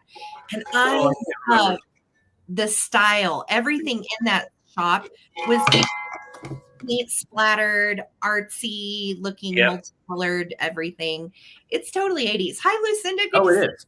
And that's, hey, how you doing, Lucinda? Yeah, this is was known in the 80s as like when they really started. And if you get a chance, I did, well, not now, obviously, but I did share some info that I found on Josephina Glass. And it's pretty amazing that they had such a high clarity in their glass and the styles that they did. And most of the pieces you had to actually travel to find, which makes them a little bit more spectacular. But this is a sizable piece too. Yeah, it's a nice size. Yeah. Yeah, love the Over colors. our heads, Brad. Yes. Thank you, That's Brad. what it was. Yes. See you. Yeah. Over our heads. My gosh, I haven't thought about that forever. Oh, But it yeah, was so cool. And they all dressed like so, retro fun. And I just remember being like a little girl growing up in the country, like, man, I hope I can get Yeah. out of Missouri someday. That's hilarious. All right. Well, I'm not seeing any interest, and that's totally fine. I will go ahead and bring this back for the recap. Thank you, guys. So pretty. Yeah, Yeah. we may have to throw that into a Sunday night sale at some point because it is It's a beauty. spectacular and there is a good home for it out there. I know there is. All right, guys. This is something that I did not preview that I actually forgot about. Oof. And I'm going to do choice on these kiddos books. Mary, Yes. do you remember the lamp that was on one of your sales that had windows? Yes, I'm that's so the glad one I you- didn't win that bid and have been looking for one. The windows lamp. David, which one is that? That was the one, the cut to glass, large lamp. Oh, yes. Yeah, the cut Yeah, to that one's clear amazing. check, Mary. That was a spectacular find. was. Yes. Yes, that got a good home too. Just come on back home to Walton's Mountain. Good night. Oh man. Good night, Kevin boy. Oh my God. All right, you guys. So I'm going to start these books at $5 for choice. All right. Okay. They're all little cuties. They're vintage kiddos books. And this first one is Richard Scarry's Gingerbread Man. And would you look at that fox, how he's looking at this little guy? Yeah. And I tell you what, this is one of my favorite little sweet stories. This one's from 1975. And I remember my mother reading this to me as a kid, and it would always be the little gingerbread man. She'd give him a voice, run as fast as you can. You can't catch me. I'm the gingerbread man. And I realized, like, I do all these goofy voices because my mom read to me as a kid, I think. So Yep. this one, again, is the Richard Scarry edition, which is really cute. Look at him. He's about to eat him. He's about to Yeah, do he's gonna eat that cookie. Yeah, so this is going to be first choice 1975 gingerbread. Okay. Second choice is from 1965, and it is Little Boy Blue's Horn. And it is the classic Little Boy Blue, cows in the meadows, and the pig is in the corn. I mean, Does it do anything with his horns? it breaks the nursery rhyme down to a whole story, which is, kind of funny because it's just a little nursery rhyme. But look at this little mouse. Isn't he cute? Yeah. They peeked through the cracks of the rickety house, but no one was home but a squeakity mouse. So this one again, 1965, Little Boy Blue's Horn, really cute. These are junior elf books. Number 3 is a fun one. This is Cowboy Dan. And this one also is a junior elf book. Cowboy Dan dates to 1950. So it is a little bit older, but it is the cutest little book. Cowboy Dan. I'm a rootin' tootin' cowboy. My name's Cowboy Dan. Pretty sure I went to high school with him. Okay. Once I was a tenderfoot, my ignorance was sad. And when the cowboys called me dude, it made me whooping mad. So I don't know. Again, Oh my gosh, that's hilarious. Yeah, that kind of kitschy, whatever silliness. You can ride with me, little partner. And Cowboy Dan gets to go with Slim and Hank and Pete and Tex. And you make him a cowpoke and he's complete. So Cowboy Dan is going to be your third choice from 1950. Then we have these Runaway Kangaroos from 1959. And again, this is a junior elf book, really cute. And the illustrations in this one are just precious. And Runaway Kangaroo gets out of the zoo. That's the whole gist of this. With baby Joey. Mrs. Kangaroo lived in a kangaroo zoo. Her son Fred lived in her pocket. One day, the zookeeper forgot to close the door of the kangaroo's cage. Oh no. And mayhem, I love those commercials, by the way, the mayhem commercials. Yeah. Mayhem ensued. So it's a cute one, very sweet little story, great graphics, illustrations, and so on. This is going to be choice number 4. Choice number 5 is Thumbelina from 1975. And this one is a Super Scope production, an additional storyteller. So this one is actually a little bit more on the rare side. I don't see these as much as the others. And I really liked the illustrations. Look at Thumbelina. Isn't she cute? Yeah. And Thumbelina. butterflies and the froggy, and in it, Thumbelina is a good story too. So this one is quite adorable, and you are certainly pretty enough, even though you don't look like a beetle. All the other beetles lived in the tree and came to look at her. Why, she has only 2 legs. What a fright she looks. No feelers. Dang. And she has no feelers. No feelers, so she's not an empath. Welcome to your 40s. You become no feelers. That's right. So anyway, cute one. This is option number 5, Thumbelina from 1975. Last but not least is from 1968, and it is The Three Bears. It is a golden telltale book, and it is quite adorable. Great little illustrations, and all of these are nice and clean. They don't have any issues or writing or anything like that. And it is a great little story of the 3 bears, one you might not see quite as often. Look at Goldilocks. Oh, she's startled. Yeah. She climbed into Baby Bear's chair. Just right. And good and bouncy. And then Goldilocks bounced up and down and broke the damn chair. The end. So that so that's how it goes. All right. So these are going to be your choices, guys. We're going to start a countdown. Be thinking about which one or ones that you would like if you're bidding. Here we go. 15, 14, 13, 12, 11, 10, 9, 8, 7, 6, 5, 4, 3, 2, 1. Looking Yes, it forward. would be a fun tattoo. Yes, it would, Lucinda. I agree. I want to get a gingerbread man tattooed on me somewhere. There you go. All right. Susan has a just in case of 10. Patty Rose has a just in case of 13. And there is our bid in from Karen. Thank you so much, Karen. You rock. Yeah, all right. thank So you, Patty, for 11, let me know which one or ones you would want. We got the 3 bears. We got Cowboy Dan. We have the Runaway Kangaroos, Thumbelina, Little Boy Blue, or the Gingerbread Man with Richard Scarry. Awesome. Okay, and so Patty, just let me know. And then behind Patty is going to be Susan Lynn for 10. So once Patty makes her choice, Susan, let me know in the chat what you want to do. And I think, was that it? Patty and Susan? No, Catworm at 6. Oh. Okay, so Patty, then Susan, then Catworm. And I will just wait to hear from you guys. Patty's going to take all of them and send them to Lucinda for her birthday. Oh, happy birthday. That's so cool. Happy birthday, Lucinda. Hold on. Somebody wants to tell you something special. Hold on. Lucinda, it's your birthday. Yay. Is it Easter? No. David, No. her birthday's on Easter. No. Yeah. It's Easter. Happy Easter. Happy Easter, Lucinda, and happy birthday to you, Love Bucky. Yeah. Happy birthday to you, Lucinda. All right. So you got the whole thing, Lucinda. Happy Okay. birthday, Shirley. And these books are all coming to you. And that was really sweet of you, Patty. So I love my chat. You guys are amazing. Thanks for being so good to each other. Thank you, guys. All right. So my next find is from an estate sale a couple of weeks ago, probably 3 weeks ago.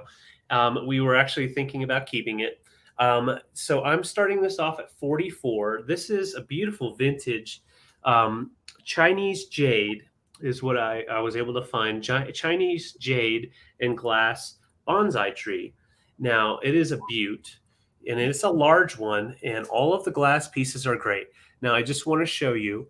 Now, right in here and right in here, there's just a little cracky spot. Now, that's where it like was put together. So it is sturdy. It's not coming apart or anything. It just is over the years. It's separated and just kind of shows that. So you can fill that in if you want to. That's the only issue. But it is just gorgeous, and perfect for this time of year, all the way through the summer. That It is looks all. like, almost kind of like a Fuji mum with the little shell leaves. It's so pretty. They all have like a zillion little fingers on them. They do. They are. Oh, Lucinda, we adore you too, and thank you. You got it. Thank you, Lucinda. Thank you. Oh, cool. Karen her parents had one of these when she was growing up. Yeah, these are very collectible. This style, this size, definitely goes up into the 3 digits, way big 3 digits. But we got it in an estate sale with another one that I sold a couple of weeks ago. Really thought about keeping this one. I like the fact that it has the pinks and purples mixed in, and then even some a little bit more like a peach color, bringing in some other tones. And then I just love the detail that they did on these flowers. You've got the little yellow wispies in the middle. Yeah, it's so cool. It's like an oversized bonsai tree that you can't kill. You Yeah, can't they kill are it. super expensive. This same one is Oh, yeah. on right now for like 190. Yes. So this is a good deal. Again, It's it's a great still deal. fine for us, and they're beautiful, and they're really mid-century-esque, but they still make these too. So you can get new ones if you like, but I think the old ones are the best. Yeah, and the new ones, they don't have quite the same types of glass. The way they do them are a little bit different. They are glass pieces, little glassy, Shell. They're glass and shell. like shell and Turn it like the other way though, so they can get the full view of the flowers. It's almost backwards the way you have it right now. There you go. there we go. Yeah, I'm sorry, my bad. Yeah, that's much better. So that shows it a little bit better. Yeah, and Yes, they are all very breakable, little fragile pieces. But what's fun about this too, and I actually played with it quite a bit to get it to look nice, because at the estate sale it was just kind of all cramped together, and you can bend each little piece out, and each individual little flower and the pistils and the petals. So it's pretty cool if you like to kind of just play around and tinker, because it's very bendy. Daniel, 45. Yeah, Chinese jade glass bonsai tree. Thank you, Leslie. Yes. Hi, Leslie, by the way. Good to see you. And Diane. Okay. Yes. Yeah, and this measures right at 15 inches long, so that'll give you an idea. It is a bigger one. Yeah. It is a nice size and very stable. So it's going to sit there. It's not going to give you problems. And just imagine the kind of displays you can do with some of the kitsch things up front. Like here, I've got a couple of things right here that I think would look cool. So, we're thinking like very fancy and all that, but then you can get kitschy with it. Put in your little skunky. Yeah. And then he's like, wait, what did you say? Can I come in here? What did you say? Hey. Bam, hey, girl. So, yeah, it is a beautiful piece, great for decor, and you're not going to kill it unless you drop it. True. Just don't drop it, but have fun bending it in all of the little ways that make it pretty. But it's got purples, pinks, coral, white, and coral. It's kind of got like a periwinkle-y purple to it. Yeah. Yeah. It is. Yep. It's so all right. pretty. So I'm going to go ahead and start a countdown here. Daniel is in at 45. Daniel, this would be amazing with some of your glass. Mm-hmm. For sure. But you have a good house for this, Daniel. Yep. All right. So I'm going to show you both sides again. You can definitely bend it around to where you can have both sides visible and without an issue, but it does sit really nice to just kind of cascade over a whole shelf or a whole display. So I'm going to go ahead and start a countdown. Here we go. 15. Yes, it is. 15, 14, 13, 12, 11, 10, 9, 8, 7, 6, 5, 4, 3, 2, 1. Bid end. It just keeps going and going. It is so beautiful. I do too, Daniel. Yeah. Les has it just in case. Thank you so much. Thank you so much. And I will pack it for war. Yeah. All right. Daniel's just in case is 50. Les is just in case is 60. Susan has 50. And so for 51, Les, you are going to get it. Congratulations. Amazing. Congrats, Les. Thank you. It is so good. It's a beautiful piece. Yay. I'm glad that got home. Okay. I have another fun, where did he go? I've got a fun little kitschy guy down here. And I thought he was so cute. I had to pick him up. This was from our travels during our trip. And again, we tied into kitsch that we never tie into. So it was such a good feeling to be able to find some fun things. This is from 1967. and he is a Roy Des kitty bank. And David, I'm starting him at 22. Now, he has a felt little tie that runs down his collar, and he has little fabric eyes. And look at his nose. There's no paint loss or anything, which is really nice. He kind of reminds me of Sylvester the cat. And when I found it, I was like, what is with this little puffball? But apparently, that was how he was made in 1967. And he is a very collectible little bank. There is his cash hole, ladies and gentlemen. Cash. There it is. And best part is he has a cash hole here. So the nice thing is you're not going to have to break him or rip his head off to get to your cash. He does not have his original stopper. But dang, he's cool. I love his little exaggerated face. He's very cartoony, almost like kind of reminiscent of Sylvester the cat, but not like cuter in my opinion than Sylvester. But he's got his little hand on his hip, and look at this, pinky's out, right? How funny is that? That is too cute. And then this little puff is just glued to his hand. So these things I love, just so kitschy and darling. He is for 1967 to be a Roy Des little collectible. He's in good shape. He really is. Because the eyes on these are fabric, what I found on some of the comps that were like these is the tie is faded and the eyes are toast. So to find him in such good shape was exciting. I did get a good deal on him, so I'm able to pass it on to you. And if you have ever seen any of Roy Des's other little creations, he does an entire line of mice, which are kind of similar to Topo Gigio. Remember that guy? Yeah. So the mice that he does are all very exaggerated. They have the huge ears, they have the big like goofy teeth and everything. And there's like Santa mice, there's non-Santa mice, there's sporty mice. There's like jillions of the Roy Des mice, but you do not see the Roy Des kitties as much as you see the mice. So when I found this guy, I was like, David, look, he's so maybe he's holding like a cheese ball trying to get the little mice to come to him. It could be cheese. It could also be like a hairball of a bird that he digested and coughed back out. I mean, and then he hacked it up. Here you go. Made you a present, David. There you go. So Thank you. I'll give that to Lemmy. He's pretty cool. I also look, if you look at his little expression, you see his little eyebrows kind of like I don't know. So he's cute, and again, fun collectible to add to your kitsch collection, and in really nice shape. So I'm going to start a countdown on him. We are at 22. Thank you guys so much. Looks like a bath sponge. Yeah, it's his loofah. His loofah poofa. All right, here we go, guys. 15, 14, 13, 12, 11, 10, 9, 8, 7, 6, 5, 4, 3, 2, 1. Looking for a bid end. And he is marked, by the way. I just didn't get in close on it. Where the heck is it? Okay, right here on his little hip. There he's marked. Roy Des, Florida, 1967. So he has it on his little side. Christine, you did not need your just in case, honey. He's coming to you for 22. Congratulations. Congrats. So dang cute. Have fun with that.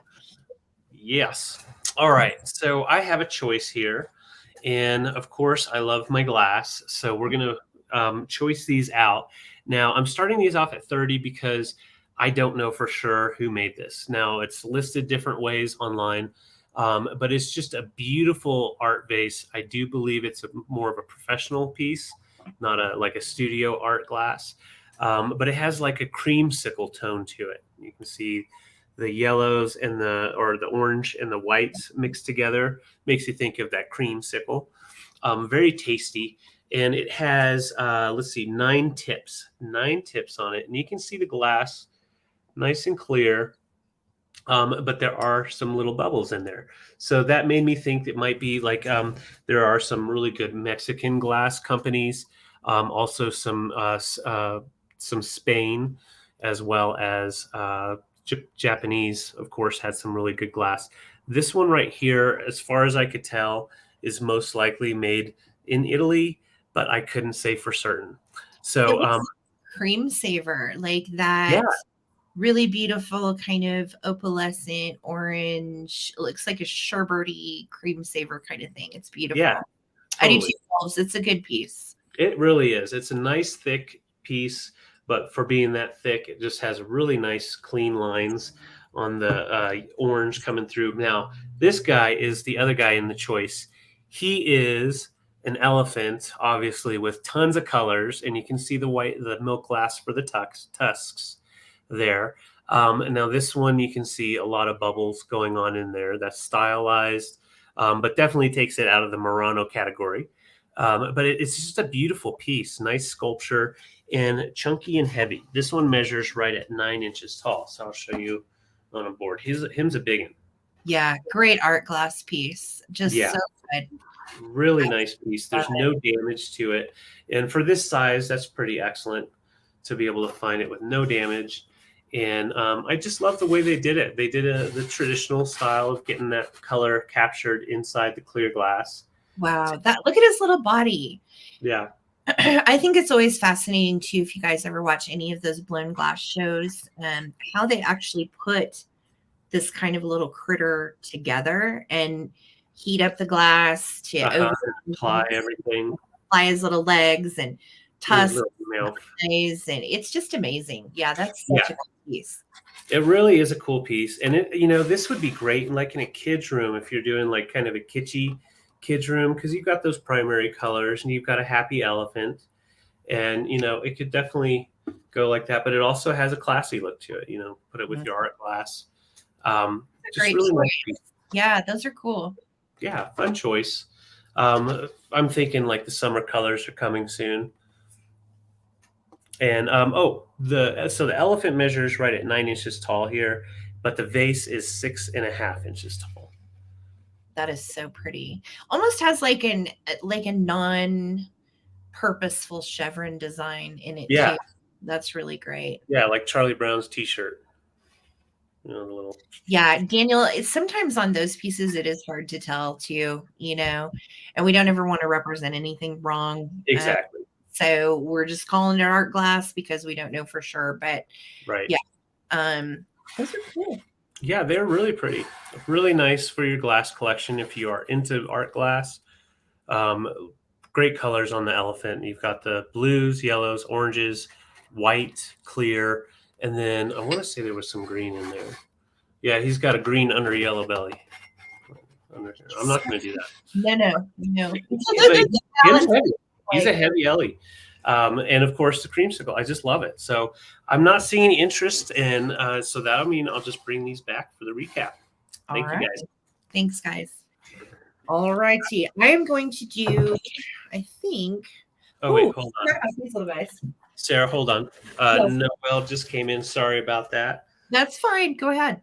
I try not to hold things up too long. My bad. And I'm going to go ahead and start a countdown. This is for choice. Thanks, Karen. So if you are interested, now's the time to get in here. But Noelle is in at 30. So I'm super excited for you, Noelle.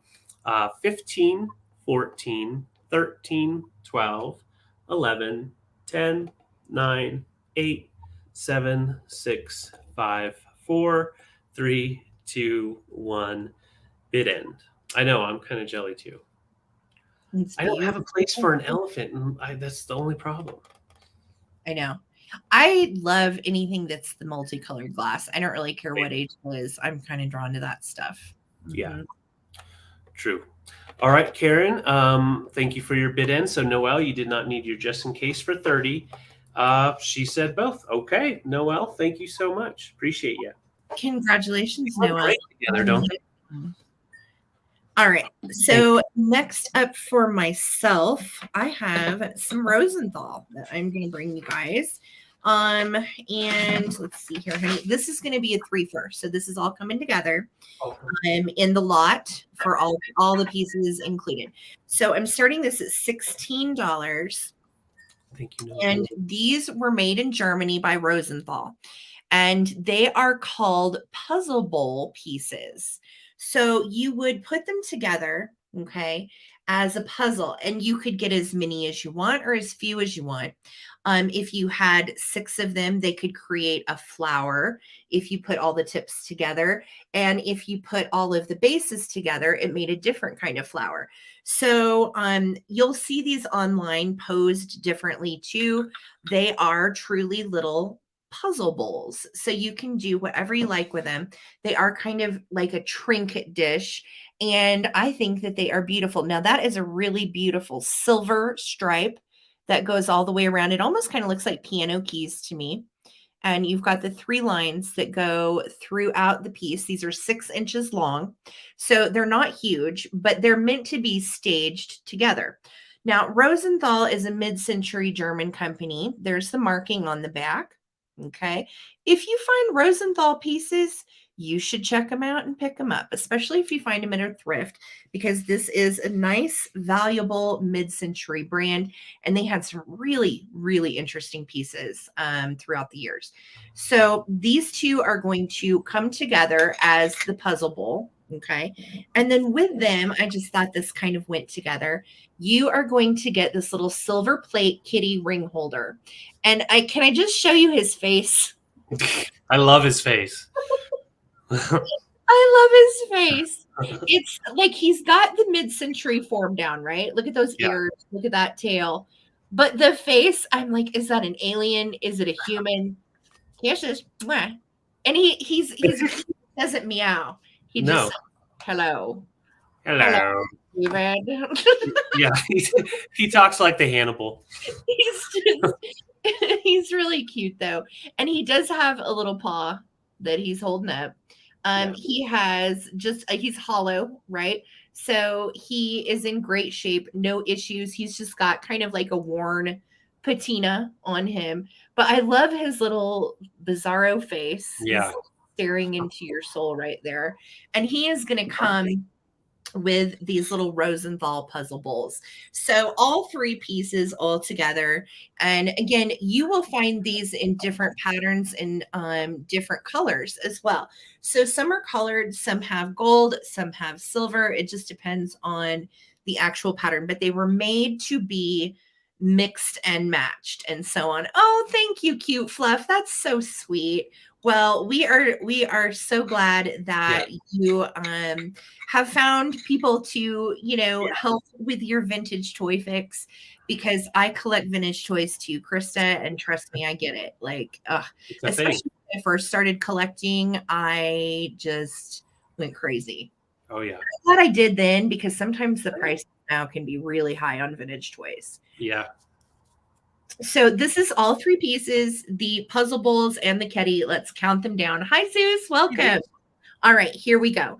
15, 14, 13, 12, 11, 10, 9, 8, 7, 6, 5, 4, 3, 2, 1. Looking for a bid end on these really cool little teardrop Rosenthal German dishes, along with the kitty ring holder. It's all coming together. This is not for choice. It's all together. So thank you guys so much for hanging out with us tonight on David's channel. Our very first Coleman Collective on David's channel, and we are thrilled to pieces. Thank you guys. Thank you guys. All right. So Trippy KW, thank you so much. That is coming to you. Congratulations, my dear. Thank you. Yes. And I've got some kits now I'm bringing, because of course I have Sarah here. I'm taking some of her kitsch and I'm selling it.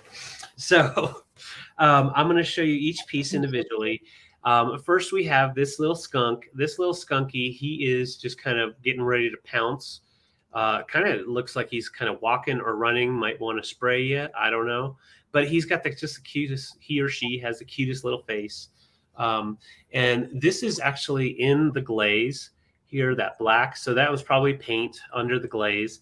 And you can see just little spots, but when they made them a long time ago like that, there were little details that were put in there on accident. So that shows that their age. And you can see this guy, he is the second in the choice, and he's hearing something. He's like, what did you say something? Did I do that? Did I do that? And he has his Japan on the bottom of his back there. But he's just a cutie. He's standing up there. I don't know the makers of any of these. And then last but not least, who knew skunks hung out with a deer? But they do ever since Bambi.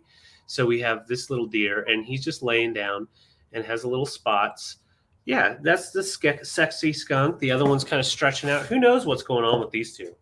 Well, I like my woodland creatures to be sassy. So the light is kind of blowing out the white. I'm working on it right now. You're good. That's as good as it's going to get for now. All right. So we've got that skunky right there. We'll put the deer right in the middle. And then this guy right here. And he's just stretching out. So I feel like this skunk right here is coming on over. I think we're having a match made right there. What do you think?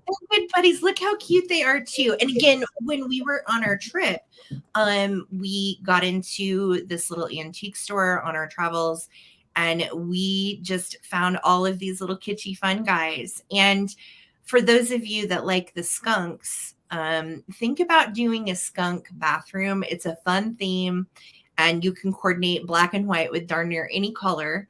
Yes, you can.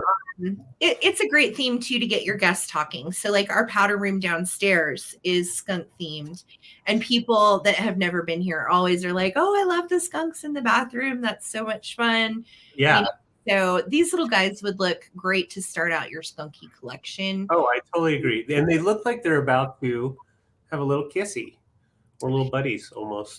Deer kind of reminds me of like a Rio Hondo style. Yeah. Know anything? Did you find a brand on the I deer? could not find a brand on this guy. I did see someone called Shawnee, but I didn't think that looked like Shawnee Bottom. Yeah, I don't know. I don't think So yeah, it was a hard one to decide on. But yeah, they're really nice condition too. There's not much crazing going on, and they all measure right about 4 inches. So they're good size figurines. They're not the little itty bitty guys. They're bigger size. Yeah, bashful and shy. Yeah. They're so cute. $12 for choice, guys. $12 for choice if interested. Figurines, and they're pretty decent sized little guys. Do you like them, Lemmy? Mm-mm. No. Mm-mm. Yeah. He wants them to get away from his deer. I think he prefers his deer. He likes it by he's worried the himself. skunk is going to spray him. In fact, he looks like he's about to spray him right now. No, get. All right. So, Mare, I see you in at 12. I'm going to start a countdown. And Mare, be thinking about which ones you want. I'm sure you already know. But we're going to start a countdown, and there's 3 chances to win if anyone else wants to get in on this. Here we go. 15, 14, 13, 12, 11, 10, 9, 8, 7, 6, 5, 4, 3, 2, 1. Bid end. Cute. Let me. Well, hello, Renee. Hello. Hey, Renee. Good. We love our lurkers. Welcome. Yes, Glad we to do. see you guys. All right. So, Helen, I saw you. Go Okay, ahead. so Helen, I saw your 13 Mare with your just in case. For 14, you get first choice. So we'll go standing skunk.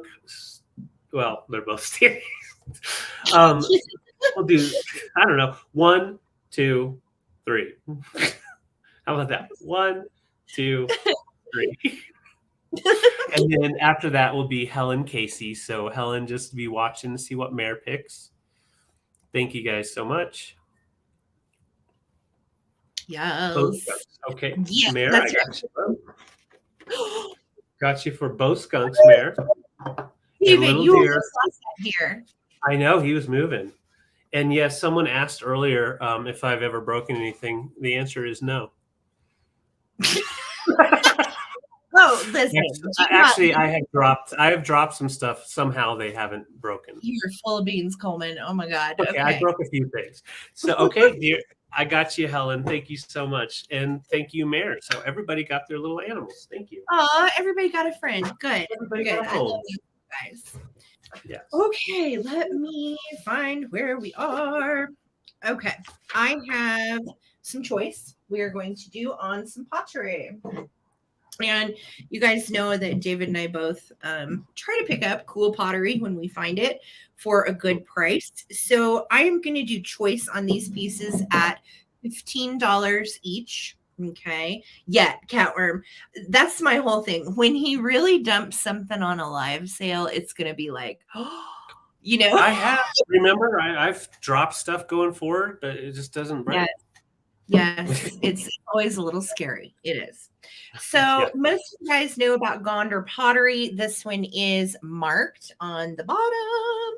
Gondar USA E49. What's great about Gondar is it typically dates to the 40s because this company also was not in they were not in business very long. So this one is totally different. It has a really pretty pink on the inside, but then look at the outside. It's like this mottled gray with kind of almost a jadeite green that pops through in the glaze. It's totally weird, which is why I picked it up because I thought it was cool. And this side really has the green that shows through. So it's not just your average little green vase. And you do have the Art Deco styling, the lines and so on, which are really nice and clean.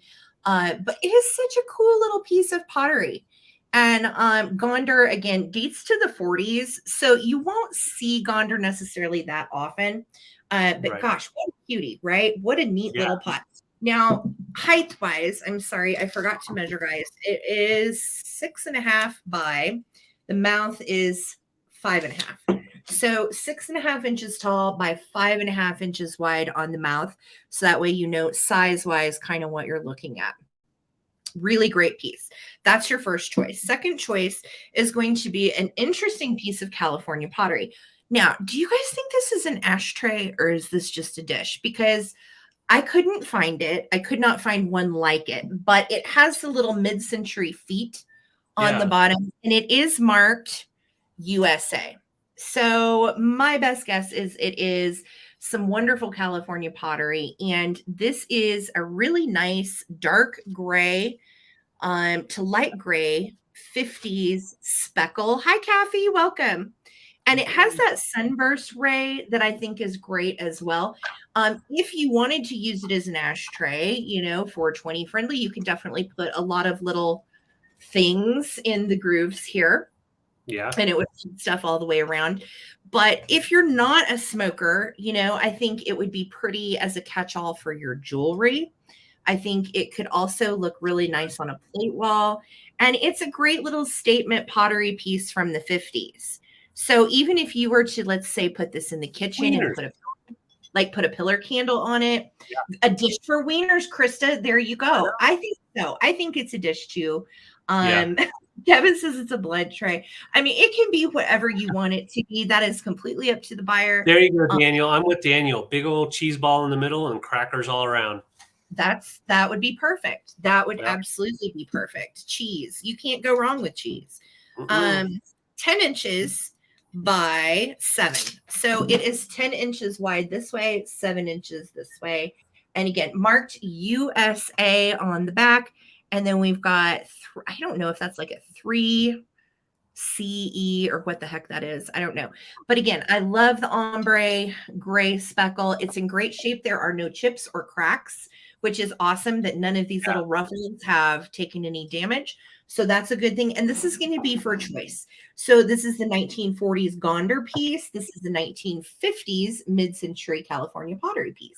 Well, you remember when you picked up that dish, the plate, I remember thinking, oh, we need to look it over. Because anytime we pick something like that up, always has some sort of chip somewhere underneath, you know, so we both looked it over and over. Yeah, it's a good one. It's a good one. So Daniel, I see you in at 16. Thank you so much. And again, Phil Imp said, I think it's more 30s, 40s. The sun motif was used a lot in Art Deco design. The speckle, though, and the little feet are what have me thinking it's 50s. But thank you. I love everybody's input, you know, because we want to definitely try to date these items to their right era for sure. So I'm going to start it down. This is Gondar pottery, California pottery. Here we go. We are at 16 with Daniel, 15, 14, 13, 12, 11, 10, 9, 8, 7, 6, 5, 4, 3, 2, 1. Looking for a bid in. Thank you, Aaron. We truly try to pick up what we like and what I would want to put in my own house, and if I don't like it, I don't pick it up. So that means a lot, Aaron. All right, so I'm just looking for my bid in. Les had a just in case of 30. Thank you so much, Les. And there is my bid in from Lisa. All right, thank you, Lisa, for backing up Karen. I appreciate you guys. All right, so Les, do for I think 17. Or 17. For 17, let me know if you want the Gondor or the California, or if you would like to do both. They actually do kind of similarly coordinate, just different grays. And okay, Les is going to take the Gondor. I knew you were coming for Gondor. All right. And then Daniel, do you want the California pottery, my dear? It's a good one. All right. Your wieners in there. Yeah, you could put all the wieners. Plate time for a party. All right, you got it, Daniel. So much. Thanks, Party guys. time. All right, guys. Thank you so much for sticking around with us. And we have a few more rounds still to go before we have our recap. So definitely stick around. David, I like your channel. I think I might stay. Oh, well, thank you, my lady. Yeah, it feels good. It's nice. You like? Oh, now see, you said that. Now I'm out of focus. There we go. I'm back. So, I like having you on my channel, Sarah. It's wonderful. So, I have 2 glass pieces now. If you have watched our sales in the past, a little dusty. These have been on the shelf for a little bit just because they were claimed and then buyer backed out. Totally just a one-time type of deal where there was an issue. So I'm bringing them back, and we're going to find them a new home. So this piece right here, I do not know for a fact the maker of this one. I do believe it's an Italian piece. You do have a nice bottom here, and the clarity on the amethyst is extremely nice. Thank you, Mary. And so this is a spittoon vase. So it has that flare top to give you that look of like a spittoon.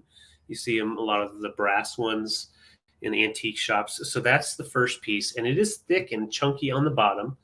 And you can see it gets a little bit thinner as you go up to the top, gradient almost. All right, so that's your first piece. Jamie, I see your 22. Thank you. Second piece is Viking, and very, very familiar type of piece. If you know Viking, we like to call this the hurricane dish, but it is a bonbon dish. And what you're supposed to do with it is put your little snacks in here and then carry it around like this, ever so daintily, so you don't accidentally drop it. But no. Ooh, no. But it has, the epic line bottom here. Beautiful clarity as well. No chips or dings or chips or any scratches or issues like that. So very nice piece for display. And I'm going to go ahead and show them together. I just think they do kind of complement each other very well with the way their shapes are.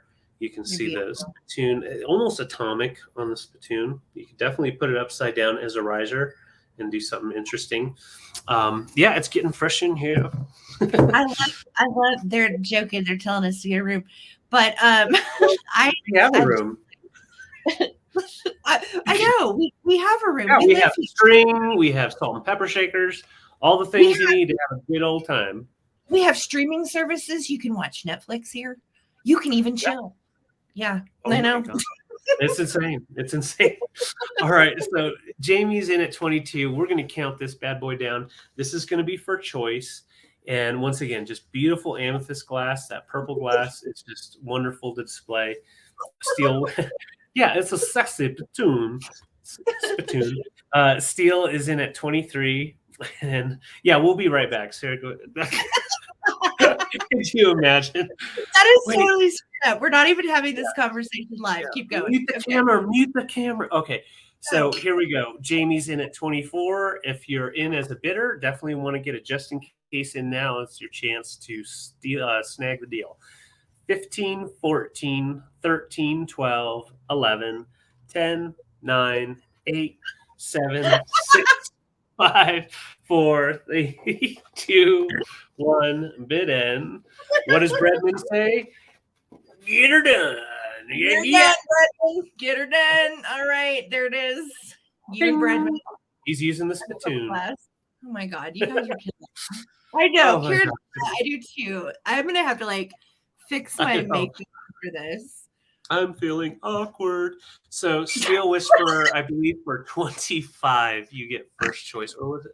No webcams going on. No. And then Jamie Members. Grafton. What is it? Members only. Yeah, I'm sorry, What? Jamie Grafton, who is a brand new person we have never heard of. Thank you so much for bidding. Yes. Thank you, Jamie.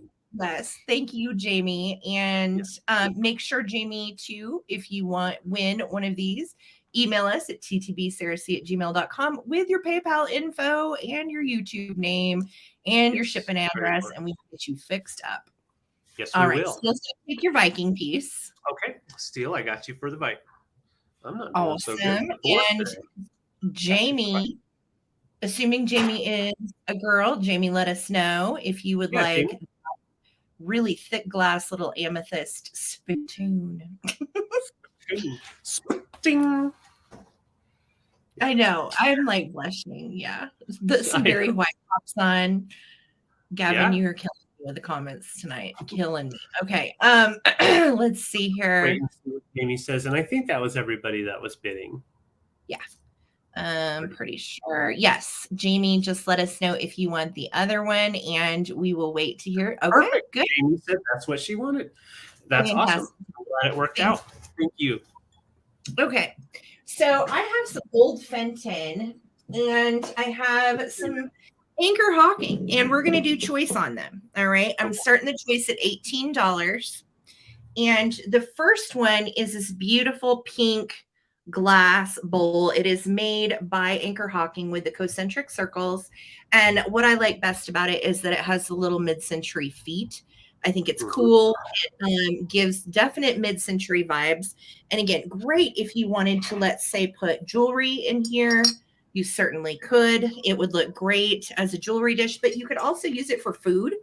If you wanted to put like cheese and crackers, that kind of thing, it's functional.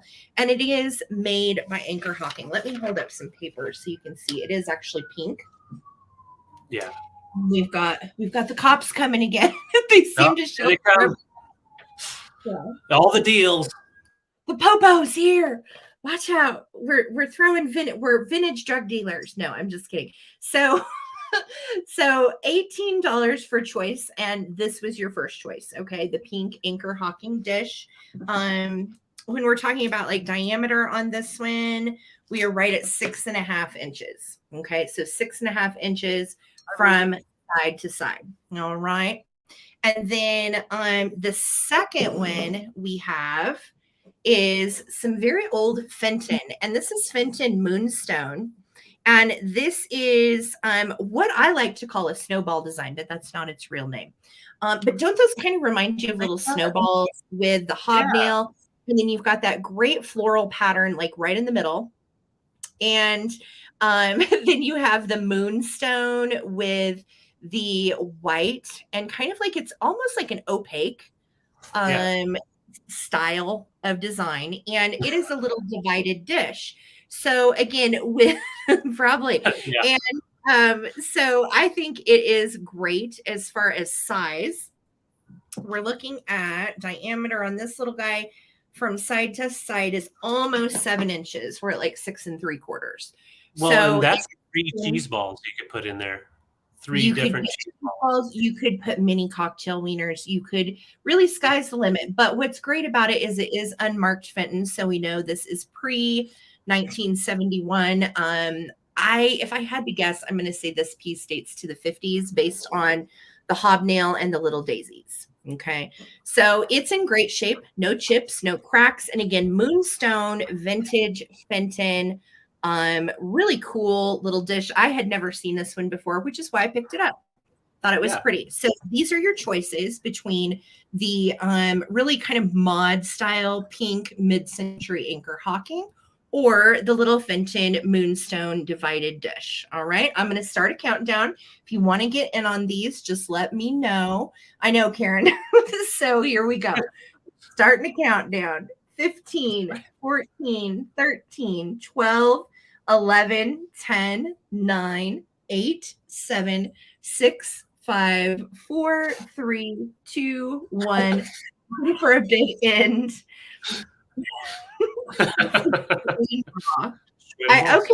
Okay, Daniel. I can see it.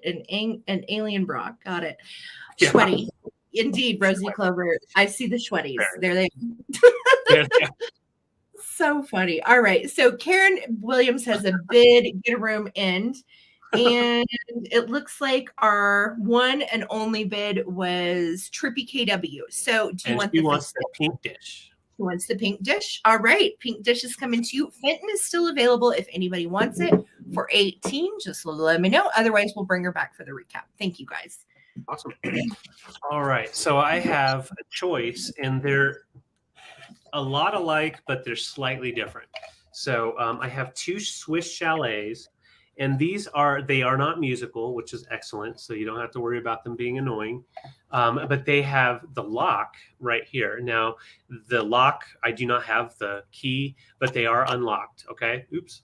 Shows you a little sneaky little clue.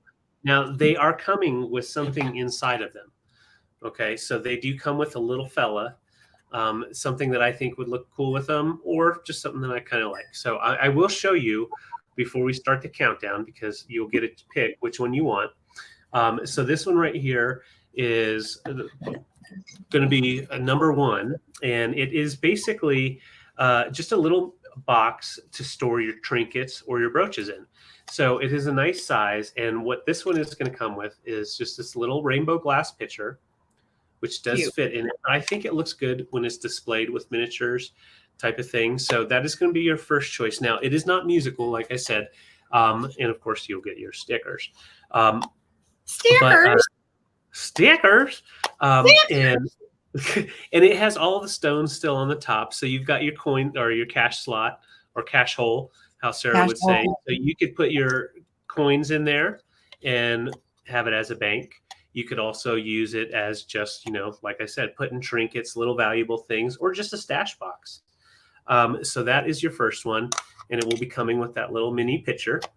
All right. And then the second one is basically the same thing, just a little bit different on the top, has a little bit bigger rocks for the roof. And of course, you have your cash hole. And inside the stash, you get another little pot. But this one is pottery. It's redware. On this one, a little pottery piece.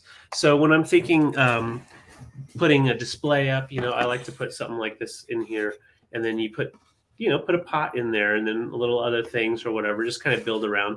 Or you can totally keep them in totally different spots. But I just think they're really neat little stash boxes, great condition, Swiss chalet, and no damage at all. Those are awesome.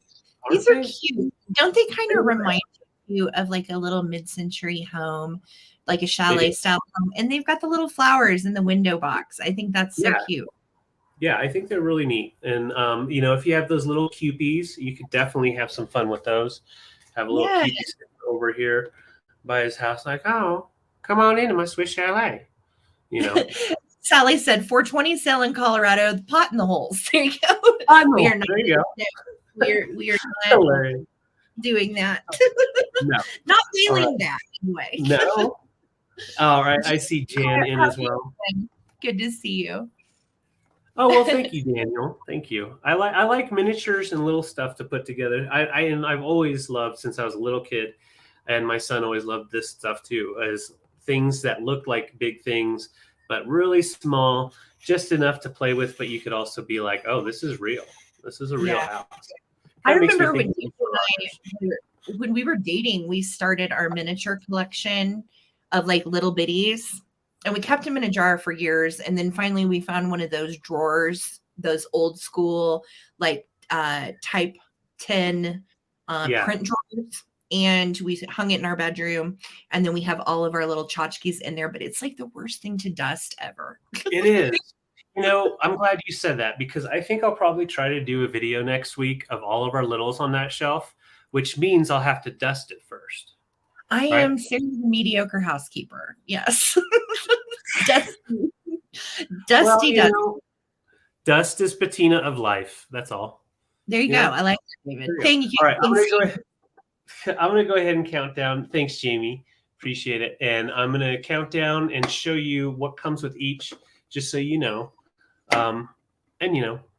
you can throw away the littles if you want, but don't do that. But I just think they're fun with those. So really good memories for sure. And Yes, let's go ahead. Yes. Mm-hmm. Here we go. 15, 14, 13, 12, 11, 10, 9, 8, 7, 6, 5, 4, 3, 2, 1. Bid end. Turn them into a condo. I like it. Daniel, you can send Preston right over here for all of that too, to your friends in Colorado. If you so inclined, please come cook and clean. Yes, I am totally a mediocre housekeeper, and I'm not like I'm busy. That's just the way it goes. It's just the way it goes. Yep. Yeah. There's our bid end from the beautiful Karen Williams. Thank you so much. And Aaron had the first 18. Patty Rose, you had the second 18. So stand tight. So Aaron, let me know if you want. We're gonna go one or two. Sorry, I was reading the comments. So okay. 1 or 2. The houses are pretty much identical. It's just what comes with them. Claimed him first. Well, and the thing with miniature shelves, you can't like take canned air and blow it off if you want. No, it'll take everything off there. So Aaron, you said the solid brown base. Okay, got you with that one. Thanks, Aaron. Cool. Thank you so much. Do you want the second little house with the other one? I bet you do. Oh my God. I used to love Everybody Loves Raymond. We used to watch that religiously. Oh my gosh. That was the best show. Do you guys like that show? Yeah, I haven't seen it in years, but we used to laugh until we were sick on that one. Yeah, that was a great show. I used to edit weddings while watching it. All right. So Patty Rose, just let me know. Yep, Patty, we'll just wait to hear from you and move it on over, and you can take that second house if you like. All righty, we are getting down to it. Ooh, I have this left. I forgot about this. This is really pretty. All right, so I had some pinks and grays that I was going with tonight as far as like a theme, and this is so beautiful. I'm starting it at 20, and this is actually a vintage wine decanter. It would have at one time had wine that kind of came in it, and it's made by Cassidus Milano. It is truly Italian, and I love on this side it says JUS, just de fruits, and then just on this side it has this gorgeous design with cherries, looks like maybe a peach or an apple. You have grapes, you have pears, and then right in here, it looks like maybe some blackberries, something like that. So it has a functional little pop top that is wire, and it comes off, and it has the original little piece of plastic as well. Super fun little vintage piece. And then on the bottom, you can see that it says, there it is, Cassidus Milano. And I think this would be perfect too. If you are having like a summer get together and you've got friends coming over, throw some berries down in this with some sangria, and you instantly have like a wonderful wine, and the berries will still come out because you can get them in. This would just be so perfect, and literally pop the top on it. It's nice and clean. You could certainly use it as functional vintage. Stick it in the fridge, and then let your guests come over and be like, oh my gosh, I love your Milano pink glass sangria decanter. So really, really pretty, great piece, $20 start. And I'm showing on white so you can kind of get a feel for how pink this glass is. It's just a beautiful piece. I think it also would look great if you display stuff like up on your cabinets in your kitchen, above any of your cabinets. It would actually fit because it's not super annoying tall. It's right at 11 inches. So it's going to be easy shipping to you, and it's not entirely huge, but I would say you probably would have a gallon that would fit in here. It is that big, to quote my husband, bulbous. It's a very bulbous pink bottle. And yeah, Kevin, if an intruder comes in, you can be like, sha, sangria. So So yeah, I mean, it can double for a weapon or as a really fun decanter to store some wine in. Now, if you're not a wine person and you just like decor, I think that the fruit is beautiful on here as well. And it's a great little piece of nostalgia as far as the pink glass, just so pretty. Yeah, I know, Karen. I know you would. I would too. I know. We'd be a mess. That is a cool one. And can I interrupt you just for a second? So, Yeah. Patty Rose, I got you. Sorry, it took me a minute to catch up, but Dusty is going to be getting it's over here. So Dusty Moose is getting that little house, Swiss Chalet, from Patty Rose, and then Patty Rose will be getting her little picture. So I got you, and I wrote it all down. Thank you. That is so sweet. You guys are so good to each other. Thank you so much. Thank you. Yeah. So I'm going to start a countdown. I have 2 people in at 20. If you want to break that tie, now is the time to do it with your just in case. We still have 133 people in the house. And for that, we are so grateful. It is our first time over here on David's channel as a couple. So if you would, first of all, please make sure to hit that subscribe button while you are still here and subscribe to Hubby Junk Drunk Mantiques. We're trying to get him to 2,000 so he can give away Dave. And you hear that, Dave? Once he hits 2,000 subscribers, Dave is flying to a new home, and it will go to one of you, and then you can have your own Dave. You can do anything you want with Dave. That's right. All right, so I am going to start a countdown, you guys. Here we go. 15, 14, 13, 12, 11, 10, 9, 8, 7, 6, 5, 4, 3, 2, 1. Looking for a bid end. Thank you guys so much for hanging with us. You are the absolute best. I swear to you, I love our chat. You guys, like, I can be having kind of a poop day, and we go into the sale, and the chat just keeps me giggling. And by the end of the sale, I'm like happy, you know? So it's thank you guys for just being silly along with us. Just a viewer, this is coming to you for 23. Congratulations, and thank you so much. You guys are awesome. All right. So I'm going to write that down, and I think, is this your last one more? Yeah, this is my last item, and I have choice. Yep, and then we've got a big recap, and I've got a couple of really nice glass pieces coming, so stick around. Yes. Okay, yeah, go get that sangria. All right. Oh, thank you, Patty, and yeah, I'm glad your hubby's home. Go have some fun. So these are going to be choice for $10, and I'm going to show you this one first and try to block the light. So this is a beautiful bone china, all white bone china unicorn, and I was so surprised to find this and have the unicorn, his little horn that pierces the sky, still there. So he is a great little fellow. You can put him in your mermaid display because mermaids usually ride unicorns when they're on a horse. No, I do not do laundry, and Dave does not at all. He makes a bunch of messes, so nothing you want to have in the house. So this is a great little bone china piece if you are buying for someone that likes little bone china pieces. It's a harder one to find intact. He's cute. Really nice. Yeah, he's a good one. Now I'm going to show you my next piece in choice. This is a brass toad or frog. And what's cool about him is he's not completely solid. So he has like the underneath exposed. I don't know. Like, I feel like you could almost do something interesting with him, like turn him into a ring or something. I don't know, depending on how crafty you are. I do not know a maker, but it's definitely older brass. Try to get that to focus better. There we go.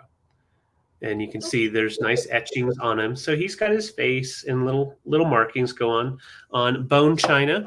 So it's bone china made in Japan on this guy. Here we go. There we go. And then third, but probably my favorite, and this is actually from oh no, I'm sorry, I got that wrong. Sorry. So it's just the two. My bad. You're good. And so we have the bone china. Bone. What did I say? Did I say something weird? I don't think so. I don't know. What did we miss? I probably did. I probably said something. Yeah. So I don't know. The choices for 10, and they measure. I didn't measure them because they're so small. I was like, 2.5 on the unicorn, and then the frog is right at 2 inches long. So really nice little pieces to mix in with your display. And what I like about the frog is that's great to throw into a plant if you like to have little things going on there. Oh, Gavin. You're good. All right. Gavin, you and David together could worry me. I know. Gavin, we need to cook something up. So Patsy, I see your 10. This is for choice, and I'm going to go ahead and start a countdown. We got our ribbit, and we got our piercing the sky fella. Is the purpose of the unicorn to pierce the sky? Is this common knowledge? This is yeah, it is common knowledge, Aaron, and I'm so sorry that you did not know that. No, I don't know, but it does help them get that momentum because, you know. Yeah, that was from, and I think it was an episode of Community. I think it was Community. No, it was Office. Was it Office? But I thought it was Office. Horn and pierce the sky. But didn't they put a horn on little Sebastian on Community, or am I losing my mind? I think they did, but I don't know about that one. Okay. But this pierce the sky was from Office. Yeah. Horn can pierce the sky. Yes. Yeah. All right, let's go ahead and count down. Patsy's in at 10. 15, 14, 13, 12, 11, 10, 9, 8, 7, 6, 5, 4, 3, 2, 1. Bid end. Frog eats unicorn. Unicorn pierces frog with unicorn horn. Like this, by the way, guys, this is the unicorn horn sign. So if you see me in public, you just go like this, and I will be like, I'll go like this right next to you, okay? And doesn't the unicorn just look like he's going, like fighting? Like, look at him. Like, get away, get away, get away. Karen says making up unicorn stories minute. All right, so all right, Patsy, let me know if you want the unicorn or the frog, or you can do both at 10. Thank you. And Melissa, your 11 came in right after the bid end. So sorry. All right, Patsy, I got you for the frog. So Melissa, because, well, no, we've got to do a bid end or recap. So Melissa, stick around if you were interested in the bone china unicorn. It is coming back for the recap. All right. And we are going to recap now. And what a recap is, guys, if you're new, is this is anything that didn't sell earlier in the sale. We're going to show it to you, give you a price. And then if you want to claim it, you can. Now, if more than one person wants it, we'll turn it into a quick auction. But that's how it's going to roll for the recap. Super easy. So put in the comments, if you would, put in the name of the item and the actual price. And then that way we know exactly what you're claiming. Oh my gosh. Hi, Jamie. Well, we're so thrilled you came through. And you know what? Yeah. You were a boy mom and getting those kiddos to baseball practice. So that's important stuff too, girl. Important. Yes, it is. So, okay. So this is our recap. And first up in the recap is Shelly. And I am again shocked. Miss Shelly, whoopsie. There, thank you. Shelly did not find a home. She's a brunette. She's busty with her little shell, very busty. And we have chenille little arms and little glitter on our shell down here. So it's yellow and white. And she is a cutie. And you can claim Shelly for $10. I need a home, you guys. Please, somebody get me. Adopt me today. That's how she talks. So beware if you adopt her. She talkative. Yeah. Well, we're just glad to have you here, Sarah. So, okay, Shelly for 10. If you are interested, Sarah, I know somebody needed Shelly because Shelly is just, yes. Thank you, Sarah. Okay. And then last but not least, I had one Bakelite bracelet left from this lot. And it is the one with the stripe and the leaves. It is butterscotch on the inside.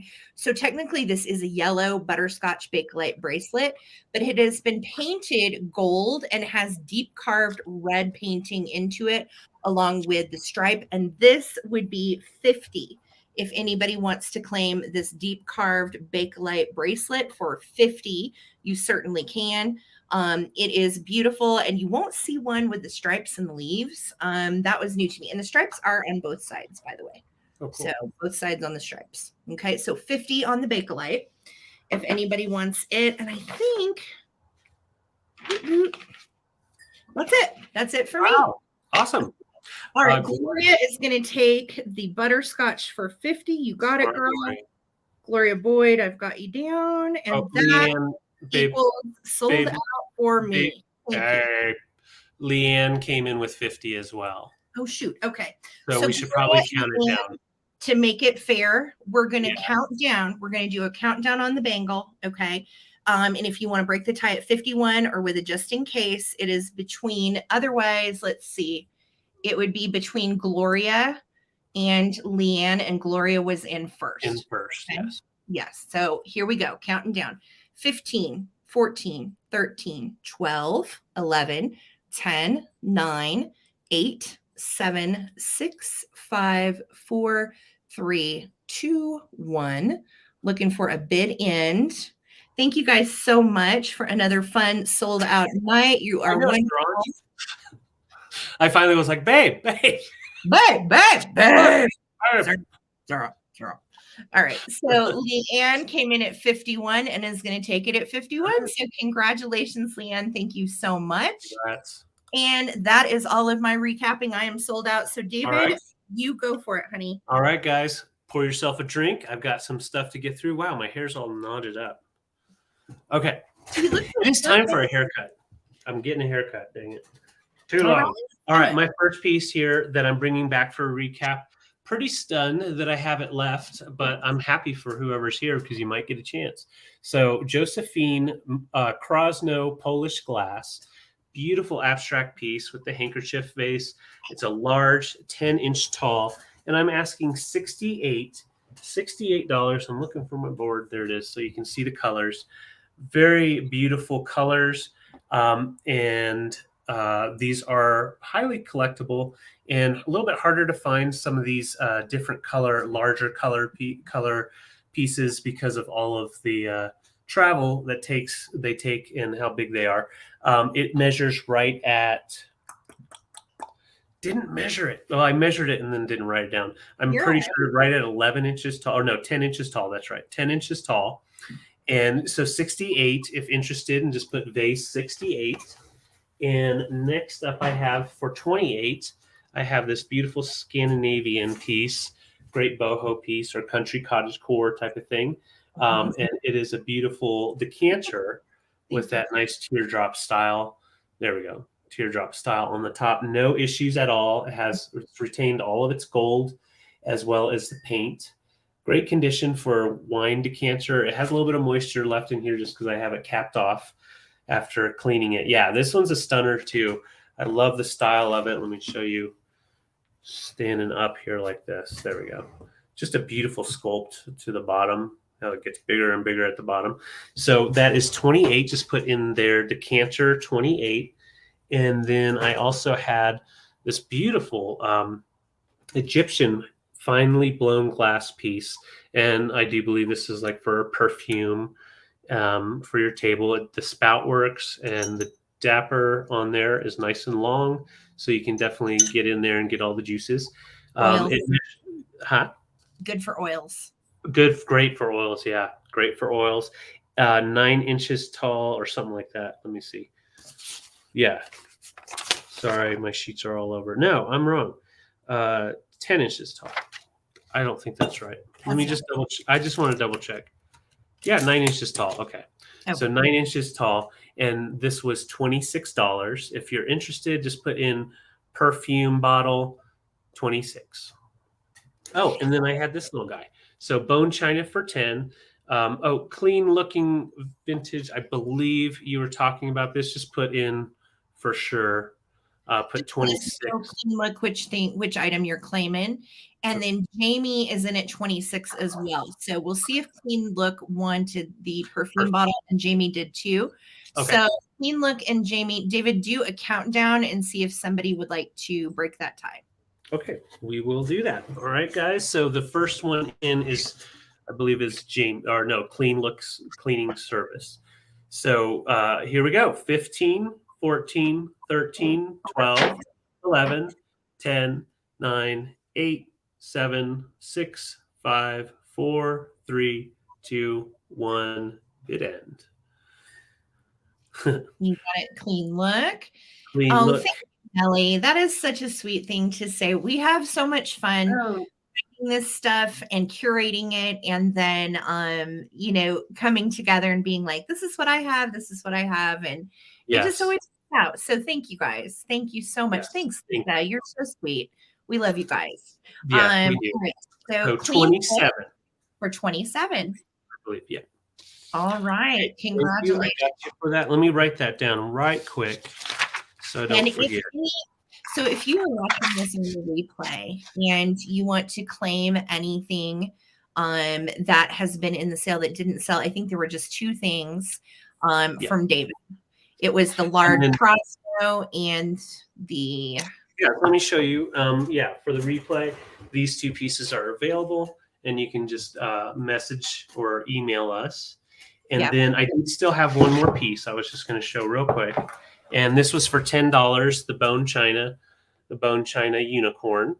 It's got a sticker there, no damage issues or anything like that. It stands up really nice by itself.